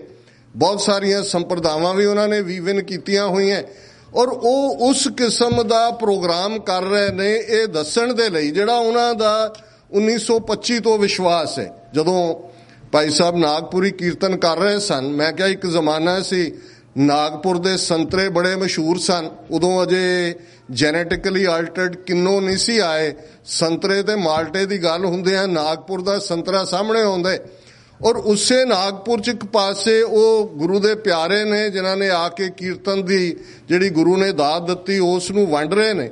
ਪਰ ਇਸੇ ਨਾਗਪੁਰ ਦੇ ਵਿੱਚ ਹੀ ਲਗਭਗ 92 ਸਾਲ ਪਹਿਲਾਂ ਇੱਕ ਜ਼ਹਿਰ ਦਾ ਬੀਜ ਬੀਜਿਆ ਸੀ ਡਾਕਟਰ ਹੈਡਗਵੇਅਰ ਨੇ, ਜਿਹਨੂੰ ਬਾਅਦ ਦੇ ਵਿੱਚ ਗੋਲਵਲਕਰ, ਰਾਜੂ ਭਈਆ, ਇਹ ਸਾਰਿਆਂ ਨੇ ਨਿਕਲਦੇ ਅੱਜ ਮੋਹਨ ਭਾਗਵਤ ਤੱਕ ਪਹੁੰਚਿਆ। RSS ਦਾ ਹੈੱਡਕੁਆਰਟਰ ਹੈ ਨਾਗਪੁਰ।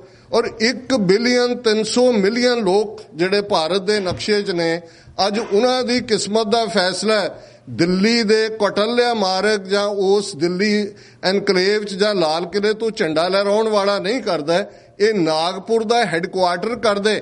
ਤੇ ਇਹਨਾਂ ਨਾਗਪੁਰ ਵਾਲਿਆਂ ਨੇ ਜਿਸ ਅੰਦਾਜ਼ ਦੇ ਵਿੱਚ ਸਿੱਖਾਂ, ਬੌਧੀਆਂ, ਜੈਨੀਆਂ ਨੂੰ ਹਿੰਦੂ ਗਲਵਕੜੀ 'ਚ ਲੈ ਕੇ ਹਿੰਦੂਤਵਾਦ ਦੀ ਵਿਚਾਰਧਾਰਾ ਥੱਲੇ ਡਿਸਟਰੋਏ ਕਰਨ ਦਾ ਜਿਹੜਾ ਆਪਣਾ ਏਜੰਡਾ ਪਿਛਲੇ 3 ਸਾਲ 'ਚ ਲਾਗੂ ਕੀਤੇ, ਜੋ ਕੁਝ 180 ਮਿਲੀਅਨ ਮੁਸਲਮਾਨਾਂ ਨਾਲ ਹੋ ਰਿਹਾ, 30 ਮਿਲੀਅਨ ਈਸਾਈਆਂ ਨਾਲ ਹੋ ਰਿਹਾ, 100 ਮਿਲੀਅਨ ਤੋਂ ਜ਼ਿਆਦਾ ਜਿਹੜੇ ਆਦੀਵਾਸੀ ਦਲਿਤ ਨੇ ਉਹਨਾਂ ਨਾਲ ਹੋ ਰਿਹਾ, ਔਰ ਕਸ਼ਮੀਰ ਤੋਂ ਕੰਨਿਆ ਕੁਮਾਰੀ ਤੱਕ ਔਰ ਨਾਰਥ ਈਸਟ ਅਰੁਣਾਚਲ ਔਰ ਤ੍ਰਿਪੁਰਾ ਤੋਂ ਲੈ ਕੇ ਵਾਘਾ ਸਰਹੱਦ ਤੱਕ ਇਸ ਵੇਲੇ ਹਿੰਦੂਤਵਾ ਦਾ ਜਿਹੜਾ ਰਾਖਸ਼ਸ ਹੈ ਉਹ ਆਦਮਬੋ ਕਰ ਰਿਹਾ। ਔਰ ਇਹ ਫਾਈਨਲ ਔਨਸਲੌਟ ਪੰਜਾਬ ਦੇ ਵਿੱਚ ਤਾਂ ਇਹਨਾਂ ਨੇ ਪਿਛਲੇ 3 ਸਾਲ ਦੇ ਵਿੱਚ ਜਿੱਥੇ 600 ਸ਼ਾਖਾਵਾਂ ਸਨ, ਪਹਿਲਾਂ 900 RSS ਦੀਆਂ ਸ਼ਾਖਾਵਾਂ ਨੇ।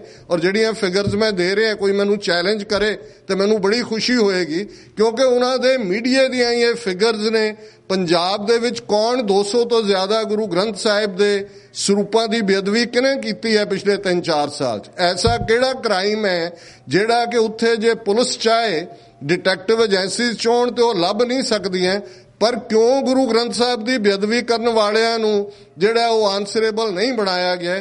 ਕਿਉਂਕਿ ਉਹੀ ਤਾਕਤਾਂ ਨੇ, ਜੇ 18ਵੀਂ ਸਦੀ ਦੀਆਂ ਤਾਕਤਾਂ ਗੁਰੂ ਤੇਗ ਬਹਾਦਰ ਸਾਹਿਬ ਨੂੰ ਜਾਂ 5ਵੇਂ ਪਾਤਸ਼ਾਹ ਦੀ ਸ਼ਹਾਦਤ ਲਈ ਜ਼ਿੰਮੇਵਾਰ ਜੋ ਲੋਕ ਸਨ, ਉਹ ਨਹੀਂ ਸਨ ਚਾਹੁੰਦੇ ਕਿ ਸਰਬੱਤ ਦੇ ਭਲੇ ਦੀ ਗੱਲ, ਸੱਚ ਹੱਕ ਇਨਸਾਫ ਦੀ ਗੱਲ, ਲੋਕਾਈ ਦੇ ਭਲੇ ਦੀ ਗੱਲ ਜਿਹੜੀ ਹੈ ਉਹ ਦੁਨੀਆ ਦੇ ਵਿੱਚ ਪ੍ਰਚਾਰੀ ਜਾਏ ਜਾਂ ਦੁਨੀਆ ਤੱਕ ਪਹੁੰਚੇ।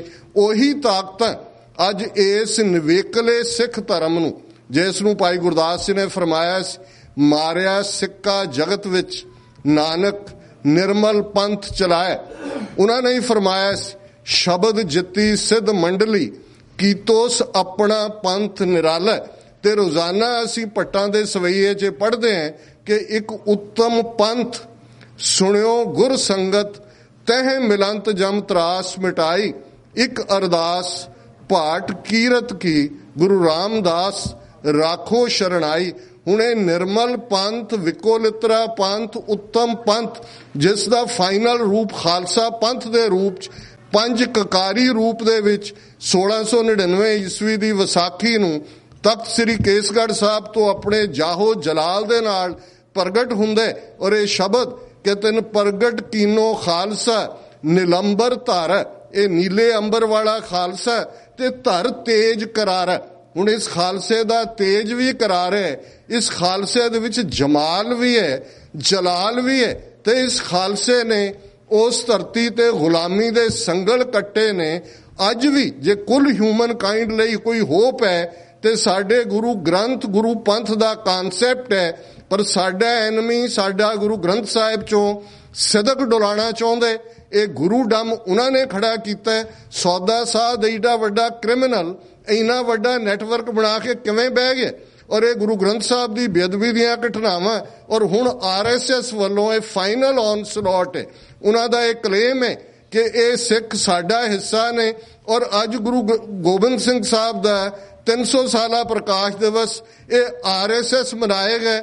ਉਹ ਸਾਰੇ ਦੇ ਸਾਰੇ ਸਿੱਖ ਧਰਮ ਨੂੰ ਐਂਟਾਈ ਇਸਲਾਮਿਕ ਖਾਤੇ 'ਚ ਪਾ ਕੇ ਆਪਣੇ ਹਿੰਦੂਤਵਾ ਦੇ ਏਜੰਡੇ ਲਈ ਵਰਤਣਾ ਚਾਹੁੰਦੇ ਨੇ। ਸਮਾਂ ਸੀਮਾ ਨੂੰ ਮੁੱਖ ਰੱਖਦੇ ਆ, ਮੈਂ ਅੱਗੇ ਨਹੀਂ ਜਾਵਾਂਗਾ। ਜਿੱਥੇ ਅਸੀਂ ਬੀਤੇ ਦੇ ਆਪਣੇ ਨਾਇਕਾਂ ਨੂੰ ਯਾਦ ਕਰਦੇ ਹਾਂ, ਉੱਥੇ ਇਸ ਗੱਲ ਦਾ ਵੀ ਧਿਆਨ ਰਹੇ ਕਿ ਜੋ ਸਾਡੀਆਂ ਅੱਖਾਂ ਸਾਹਮਣੇ ਵਾਪਰ ਰਿਹਾ, ਔਰ ਇਹ ਕ੍ਰਾਈਟੇਰੀਆ ਗੁਰੂ ਨਾਨਕ ਸਾਹਿਬ ਨੇ ਅਹਿਮਦਾਬਾਦ ਸ਼ਹਿਰ 'ਚ ਰੱਖ ਦਿੱਤਾ ਸੀ ਕਿ ਸੱਚ ਕੀ ਬਾਣੀ ਨਾਨਕ ਆਖੇ ਸੱਚ ਸੁਣਾਏ ਸੀ ਸੱਚ ਕੀ ਬਿਲ, ਕਿ ਜਿਹੜਾ ਸੱਚ ਵੇਲਾ ਵਿਹਾ ਕੇ ਕੀਤਾ ਜਾਂਦਾ ਹੈ, ਘਰਾਂ 'ਚ ਬਹਿ ਕੇ ਘੁਸਰ ਮੁਸਰ ਕਰਨ ਦੀ ਗੱਲ ਹੈ। ਅਸੀਂ ਆਪਣੇ ਪਲੇਟਫਾਰਮਸ ਬੰਦ ਕਰ ਦਿੱਤੇ ਨੇ ਕੋਈ ਵੀ ਪੰਥਕ ਵਿਚਾਰ ਲਈ। ਅੱਜ ਉਸ ਕਿਸਮ ਦਾ ਨੈਰੇਟਿਵ ਵੀ ਸਾਡੇ ਗੁਰਦੁਆਰਿਆਂ ਤੋਂ, ਬਹੁਤ ਸਾਰਿਆਂ ਤੋਂ ਇਹ ਪੰਥਕ ਸਟੇਜ, ਔਰ ਮੈਂ ਮੁਬਾਰਕਬਾਦ ਦਿੰਦਾ ਪ੍ਰਬੰਧਕਾਂ ਨੂੰ ਕਿ ਇਹ ਹਰ ਇੱਕ ਨੂੰ ਵਡਿਆਉਂਦੇ ਨੇ ਜਿਹੜਾ ਸਿੱਖੀ ਦੇ ਕਿਸੇ ਵੀ ਖੇਤਰ 'ਚ ਕੰਮ ਕਰ ਰਿਹਾ। ਔਰ ਮੈਂ ਸਮਝਦਾ ਵੀ ਇਹ ਜ਼ਰੂਰੀ ਹੈ ਕਿ ਅਸੀਂ ਇਸ ਗੱਲ ਨੂੰ ਸਮਝੀਏ, ਵਡਿਆਈਏ। ਜਿਹੜਾ ਭਾਈ ਨੰਦ ਲਾਲ ਵਾਂਗ ਕਲਮ ਫੜ ਕੇ ਸੇਵਾ ਕਰ ਰਿਹਾ ਉਹ ਵੀ ਗੁਰੂ ਨੂੰ ਪਿਆਰ ਹੈ।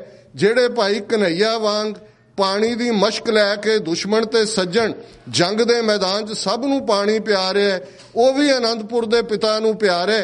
ਤੇ ਜਿਹੜਾ ਭਾਈ ਬਚਿੱਤਰ ਸਿੰਘ ਹੱਥ ਵਿੱਚ ਨਾਗਣੀ ਬਰਛਾ ਲੈ ਕੇ ਮਸਤ ਹਾਥੀਆਂ ਦਾ ਜਿਹੜਾ ਉਹ ਰਾਹ ਰੋਕ ਕੇ ਉਹਨਾਂ ਨੂੰ ਵਾਪਸ ਮੋੜ ਰਿਹਾ ਔਰ ਉਸ ਧਰਤੀ ਤੇ ਗੁਲਾਮੀ ਦੇ ਸੰਗਲ ਕੱਟ ਰਿਹਾ, ਖਾਲਸਾ ਬਾਦਸ਼ਾਹ ਜਾਂ ਬਾਗੀ ਇਸ ਸੰਕਲਪ ਦੇ ਉੱਤੇ ਖੜਾ, ਉਹ ਵੀ ਗੁਰੂ ਨੂੰ ਪਿਆਰ ਹੈ। ਅਸੀਂ ਸਾਰੇ ਹੀ ਟੁਗੈਦਰ ਕੰਮ ਕਰ ਸਕਦੇ ਹਾਂ।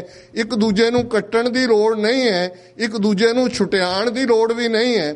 ਪਰ ਇਸ ਗੱਲ ਦਾ ਵੀ ਧਿਆਨ ਰਹੇ ਕਿ ਜਿਸ ਖਾਲਸੇ ਨੇ ਗੁਲਾਮੀ ਦੇ ਸੰਗਲ ਕੱਟਣੇ ਨੇ ਉਹਦਾ ਰਾਹ ਬਿਲਕੁਲ ਨਹੀਂ ਰੋਕਿਆ ਜਾਣਾ ਚਾਹੀਦਾ ਔਰ 1.5 ਲੱਖ ਤੋਂ ਜ਼ਿਆਦਾ ਗੁਰੂ ਦੇ ਸਪੁੱਤਰ ਸਪੁੱਤਰੀਆਂ ਨੇ ਪਿਛਲੇ 3 ਦਹਾਕਿਆਂ 'ਚ ਆਪਣੇ ਸਰੀਰਾਂ ਦੇ ਠੀਕਰੇ ਦਿੱਲੀ ਸਾਮਰਾਜ ਦੇ ਸਿਰ ਤੇ ਇਸ ਲਈ ਭੰਨੇ ਨੇ ਕਿ ਖਾਲਸਾ ਉੱਥੇ ਆਜ਼ਾਦੀ ਦੇ ਨਾਲ ਵਿਚਰ ਸਕੇ। ਖਾਲਸੇ ਦੀਆਂ ਚੌਂਕੀਆਂ ਝੰਡੇ ਬੁੰਗੇ ਜੁਗੋ ਜੁਗ ਅਟਲ, ਜਿਹਦੀ ਅਰਦਾਸ ਅਸੀਂ 2 ਵੇਲੇ ਕਰਦੇ ਹਾਂ। ਰਾਜ ਕਰੇਗਾ ਖਾਲਸਾ, ਜਿਹੜਾ 2 ਵੇਲੇ ਪੜ੍ਹਦੇ ਹਾਂ।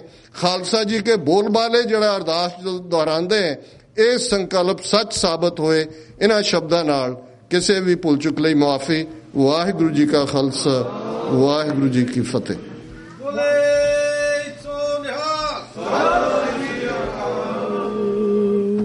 ਮਾਨਯੋਗ ਸਾਧ ਸੰਗਤ ਜੀ, ਅੱਜ ਦਾ ਦਿਵਸ ਬਹੁਤ ਇੰਪੋਰਟੈਂਟ ਦਿਵਸ ਹੈ ਤੇ ਸਾਡੀ ਲੱਖ ਲੱਖ ਵਧਾਈ ਸਾਧ ਸੰਗਤ ਨੂੰ। ਤੇ ਨਾਲ ਹੀ ਮੈਂ ਜ਼ਿਕਰ ਕਰਦਿਆਂ ਕਿ ਅੱਜ ਸਿੱਖ ਹਿਊਮਨ ਡਿਵੈਲਪਮੈਂਟ ਫਾਊਂਡੇਸ਼ਨ ਦੇ ਕੁਝ ਮੈਂਬਰ ਸਾਧ ਸੰਗਤ ਦੇ ਦਰਸ਼ਨ ਕਰ ਰਹੇ ਹਨ। ਸਿੱਖ ਹਿਊਮਨ ਡਿਵੈਲਪਮੈਂਟ ਫਾਊਂਡੇਸ਼ਨ 1999 ਚ ਬਣਾਈ ਗਈ ਸੀ ਤੇ ਇਹ ਪੰਜਾਬ ਤੇ ਆਲੇ ਦੁਆਲੇ ਇਲਾਕੇ 'ਚ ਗਰੀਬ ਬੱਚਿਆਂ ਨੂੰ ਸਕਾਲਰਸ਼ਿਪ ਦਿੰਦੇ ਹਨ ਉਚੇਰੀ ਪੜ੍ਹਾਈ ਲਈ, ਕਾਲਜ ਦੀ ਪੜ੍ਹਾਈ ਲਈ। ਹੋਰ ਦੁਨੀਆ ਦੇ ਵਿੱਚ ਇਸ ਵੇਲੇ ਕੋਈ ਇਹੋ ਜਿਹੀ ਸੰਸਥਾ ਹੈ ਨਹੀਂ ਸਾਡੀ ਨੌਲੇਜ 'ਚ ਜਿਹੜਾ ਇਹ ਕੰਮ ਕਰ ਰਹੀ ਹੋਵੇ। ਅਸੀਂ ਸਿਰਫ ਗਰੀਬ ਤੋਂ ਗਰੀਬ ਬੱਚੇ ਚੁਣਦੇ ਹਾਂ। ਇਹ ਬੱਚੇ ਉਹ ਹਨ, ਕਿਸੇ ਦਾ ਫਾਦਰ ਕਾਰਪੈਂਟਰ ਹੈ, ਕੋਈ ਲੇਬਰਰ ਹੈ, ਕੋਈ ਹੋਰ ਕਈਆਂ ਦੇ ਫਾਦਰ ਨੇ ਖੁਦਕਸ਼ੀ ਕਰ ਲਈ ਹੈ। ਇਸ ਤਰ੍ਹਾਂ ਦੇ ਬੱਚੇ ਹਨ, ਬੜੇ ਨਿਮਾਣੇ ਬੱਚੇ ਹਨ ਤੇ ਉਹਨਾਂ ਨੂੰ ਅਸੀਂ ਉੱਪਰ ਲਿਆਉਣ ਦੀ ਕੋਸ਼ਿਸ਼ ਕਰ ਰਹੇ ਹਾਂ। ਹੁਣ ਤੱਕ ਅਸੀਂ 5091 ਸਕਾਲਰਸ਼ਿਪ ਦੇ ਚੁੱਕੇ ਹਾਂ ਪੰਜਾਬ 'ਚ ਤੇ ਪਿਛਲੇ ਸਾਲ ਅਸੀਂ 550 ਦਿੱਤੇ ਸੀ ਤੇ ਇਸ ਸਾਲ ਸਾਡੀ ਕੋਸ਼ਿਸ਼ ਹੈ ਕਿ ਅਸੀਂ 650 ਸਕਾਲਰਸ਼ਿਪ ਦਈਏ। ਇਹ ਸਕਾਲਰਸ਼ਿਪ ਸਾਡੇ ਰਿਜ਼ਲਟ ਵੀ ਬਹੁਤ ਸੋਹਣੇ ਆ ਰਹੇ ਨੇ। 2700 ਤੋਂ ਉੱਪਰ ਬੱਚੇ ਜਿਹੜੇ ਹਨ ਉਹ ਗ੍ਰੈਜੂਏਟ ਹੋ ਚੁੱਕੇ ਹਨ ਔਰ ਬੜੀ ਅੱਛੀ ਜੌਬਸ 'ਚ ਜਾ ਰਹੇ ਹਨ। ਤੇ ਸਾਡੇ ਲਈ ਇੱਕ ਬਹੁਤ ਹੀ ਮਾਣ ਤੇ ਖੁਸ਼ੀ ਦੀ ਗੱਲ ਹੈ ਜਦੋਂ ਅਸੀਂ ਉਹਨਾਂ ਨੂੰ ਦੇਖਦੇ ਹਾਂ। ਸਾਡੇ ਬੱਚੇ ਕਈ ਅਮਰੀਕਾ ਆ ਚੁੱਕੇ ਹਨ, ਹੋਰ ਯੂਰਪੀਅਨ ਕੰਟਰੀ 'ਚ ਜਾ ਚੁੱਕੇ ਹਨ, ਬੜੇ ਅੱਛੇ ਅਹੁਦਿਆਂ ਤੇ ਹਨ। ਇੰਡੀਆ ਵਿੱਚ ਇਨਫੋਸਿਸ ਦੇ ਵਿੱਚ 23 ਕੁੜੀਆਂ ਸਾਡੇ ਸਕਾਲਰਸ਼ਿਪ ਰਿਸੀਪੀਐਂਟ ਜਿਹੜੀਆਂ ਸਨ ਉਹ ਡਿਵੀਜ਼ਨ ਚੀਫ ਦੇ ਲੈਵਲ ਤੇ ਉੱਥੇ ਕੰਮ ਕਰ ਰਹੀਆਂ ਹਨ। ਇਸੇ ਤਰ੍ਹਾਂ ਅਸੀਂ ਹੋਰ ਵੀ ਗੁਰਮਤਿ ਸੰਗੀਤ ਤੇ ਵੀ ਖਾਸ ਕਰਕੇ ਸਕਾਲਰਸ਼ਿਪ ਦਿੰਦੇ ਹਾਂ ਤੇ ਉਹ ਵੀ ਬੱਚੇ ਬੜੇ ਹੋਣਹਾਰ ਨਿਕਲੇ ਹਨ। ਤੇ ਸਾਡੀ ਬੇਨਤੀ ਹੈ ਕਿ ਸਾਧ ਸੰਗਤ ਚੋਂ ਜਿਹੜੇ ਸਾਡੇ ਇੱਥੇ ਹੋਰ ਸਿੱਖ ਭੈਣਾਂ ਭਰਾ ਨੇ ਜਾਂ ਦੂਸਰੇ ਹਨ ਉਹ ਇਸ ਪ੍ਰੋਗਰਾਮ 'ਚ ਸ਼ਾਮਲ ਹੋਣ ਤਾਂ ਜੇ ਇਹ ਪ੍ਰੋਗਰਾਮ ਹੋਰ ਵੀ ਅਸੀਂ ਅੱਗੇ ਵੱਧ ਚੜ੍ਹ ਕੇ ਅੱਗੇ ਲਿਜਾ ਸਕੀਏ, ਕਿਉਂਕਿ ਬੜੀ ਸਖਤ ਜ਼ਰੂਰਤ ਹੈ। ਪੰਜਾਬ ਦੇ 73% ਜਿਹੜੇ ਯੂਥ ਹੈ ਉਹ ਡਰੱਗਸ 'ਚ ਇਨਵੋਲਵ ਹੈ। ਇੱਕ ਗੁਰੂ ਨਾਨਕ ਦੇਵ ਯੂਨੀਵਰਸਿਟੀ ਨੇ ਸਟੱਡੀ ਕੀਤੀ ਸੀ ਉਹਦੇ ਮੁਤਾਬਕ। ਸੋ ਅਸੀਂ ਚਾਹੁੰਦੇ ਹਾਂ ਕਿ ਇਹ ਬੱਚੇ ਕਿਉਂਕਿ ਪੜ੍ਹਾਈ 'ਚ ਅੱਗੇ ਨਹੀਂ ਜਾ ਸਕਦੇ, ਇਸ ਤਰ੍ਹਾਂ ਡਰੱਗ 'ਚ ਪੈ ਜਾਂਦੇ ਹਨ ਤੇ ਅਸੀਂ ਉਹਨਾਂ ਨੂੰ ਡਰੱਗ 'ਚੋਂ ਕੱਢਣਾ ਚਾਹੁੰਦੇ ਹਾਂ। ਤੇ ਸਾਡੀ ਇਹ ਬੜੀ ਸਖਤ ਕੋਸ਼ਿਸ਼ ਹੈ ਕਿ ਜਿਤਨੇ ਜ਼ਿਆਦਾ ਤੋਂ ਜ਼ਿਆਦਾ ਬੱਚੇ ਡਰੱਗ 'ਚੋਂ ਨਿਕਲ ਆਉਣ ਤਾਂ ਜੇ ਅੱਗੇ ਜਾ ਸਕਣ, ਸਾਡੇ ਬਲਕਿ ਪੜ੍ਹ ਕੇ ਸਾਡੇ ਲੀਡਰ ਬਣ ਸਕਣ, ਹੋਰ ਲੋਕਾਂ ਨੂੰ ਗਾਈਡ ਕਰ ਸਕਣ, ਹੋਰ ਬੱਚਿਆਂ ਨੂੰ ਗਾਈਡ ਕਰ ਸਕਣ। ਕਰ ਰਹੇ ਹਨ, ਉਹ ਵੀ ਕਰ ਰਹੇ ਹਨ। ਤੇ ਪੰਜਾਬ 'ਚ ਸਾਡੇ 7 ਸੈਂਟਰ ਹਨ ਜੀ, ਚੰਡੀਗੜ੍ਹ, ਅੰਮ੍ਰਿਤਸਰ, ਫਰੀਦਕੋਟ, ਲੁਧਿਆਣਾ, ਅੰਮ੍ਰਿਤਸਰ ਤੇ ਦਿੱਲੀ ਦੇ ਵਿੱਚ ਵੀ। ਸੋ ਉਹ ਸਾਰੇ ਸੈਂਟਰ ਇਸ ਕੰਮ 'ਚ ਫ੍ਰੀ ਸੇਵਾਦਾਰ ਹਨ। ਕੋਈ ਕਾਲਜ ਦੇ ਪ੍ਰੋਫੈਸਰ ਹਨ, ਕੋਈ ਅਸਿਸਟੈਂਟ ਪ੍ਰੋਫੈਸਰ ਹਨ, ਕੋਈ ਸਟੂਡੈਂਟਸ ਹਨ ਜਿਹੜੇ ਇਸ ਪ੍ਰੋਗਰਾਮ 'ਚ ਕੰਮ ਕਰ ਰਹੇ ਹਨ ਤੇ ਫ੍ਰੀ ਸੇਵਾ ਕਰ ਰਹੇ ਹਨ। ਸੋ ਸਾਨੂੰ ਬੜਾ ਮਾਣ ਹੈ ਕਿ ਅਸੀਂ ਕਾਫੀ ਸਾਰੇ ਬੱਚਿਆਂ ਨੂੰ ਅੱਗੇ ਲੈ ਕੇ ਆ ਰਹੇ ਹਾਂ ਤੇ ਚਾਹੁੰਦੇ ਹਾਂ ਕਿ ਅਸੀਂ ਵੱਧ ਤੋਂ ਵੱਧ ਸਕਾਲਰਸ਼ਿਪ ਦਈਏ। ਸਾਡਾ ਪ੍ਰੋਗਰਾਮ ਜਿਹੜਾ ਹਾਈਲੀ ਆਰਗੇਨਾਈਜ਼ਡ ਹੈ ਐਜ਼ ਆਈ ਸੈਡ, ਤੇ ਸਾਡੇ ਅਕਾਊਂਟਸ ਜਿਹੜੇ ਹਨ ਉਹ ਆਡਿਟ ਹੁੰਦੇ ਹਨ। ਹਰ ਸਾਲ ਅਮਰੀਕਨ ਆਡਿਟਰ ਜਿਹੜੇ ਹਨ ਉਹ ਆਡਿਟ ਕਰਦੇ ਹਨ ਤੇ ਸਾਡੀ ਆਡਿਟ ਰਿਪੋਰਟ ਹੁੰਦੀ ਹੈ। ਆਡਿਟ ਰਿਪੋਰਟ ਵੀ ਸਭ ਨੂੰ ਹਾਜ਼ਰ ਹੈ, ਕੋਈ ਵੀ ਸਾਡੇ ਡੋਨਰ ਹੋਣ। ਪਰ ਮੇਰੀ ਅਪੀਲ ਹੈ ਇਹ ਸਾਰੇ ਸਭ ਨੂੰ ਕਿ ਇਸ ਪ੍ਰੋਗਰਾਮ 'ਚ ਜ਼ਿਆਦਾ ਤੋਂ ਜ਼ਿਆਦਾ ਹਿੱਸਾ ਪਾਓ। ਤੇ ਸਾਡਾ ਜਿਹੜਾ ਹੈ ਸਾਡੀ ਵੈਬਸਾਈਟ ਹੈ ਜੀ shdf.org, ਟੈਲੀਫੋਨ ਨੰਬਰ ਹੈ 3019633928। ਆਪ ਇਹਦੇ ਉੱਪਰ ਸੰਪਰਕ ਕਰ ਸਕਦੇ ਹੋ, ਸਾਡੇ ਨਾਲ ਗੱਲਬਾਤ ਕਰ ਸਕਦੇ ਹੋ। ਤੁਹਾਡੇ ਕੋਈ ਕੁਐਸਚਨ ਹੋਣ ਅਸੀਂ ਹਰ ਵੇਲੇ ਹਾਜ਼ਰ ਹਾਂ ਇਸ ਕੁਐਸਚਨ ਨੂੰ ਹਾਜ਼ਰ ਕਰਨ ਲਈ। ਪਰ ਮੈਂ ਇੱਕ ਵਾਰੀ ਬੜੀ ਫਿਰ ਪੁਰਜ਼ੋਰ ਅਪੀਲ ਕਰਾਂਗਾ ਕਿ ਆਪ ਇਸ ਪ੍ਰੋਗਰਾਮ 'ਚ ਹਿੱਸਾ ਪਾਓ, ਕਿਉਂਕਿ ਇਹ ਪ੍ਰੋਗਰਾਮ ਜਿਹੜਾ ਹੈ ਬੜਾ ਕਾਮਯਾਬ ਪ੍ਰੋਗਰਾਮ ਹੈ ਤੇ ਕਾਫੀ ਜ਼ਿਆਦਾ ਤੋਂ ਜ਼ਿਆਦਾ ਗਰੀਬ ਬੱਚਿਆਂ ਨੂੰ ਉੱਪਰ ਲੈ ਕੇ ਆ ਰਿਹਾ ਹੈ ਜੀ। ਵਾਹਿਗੁਰੂ ਜੀ ਕਾ ਖਾਲਸਾ, ਵਾਹਿਗੁਰੂ ਜੀ ਕੀ ਫਤਿਹ।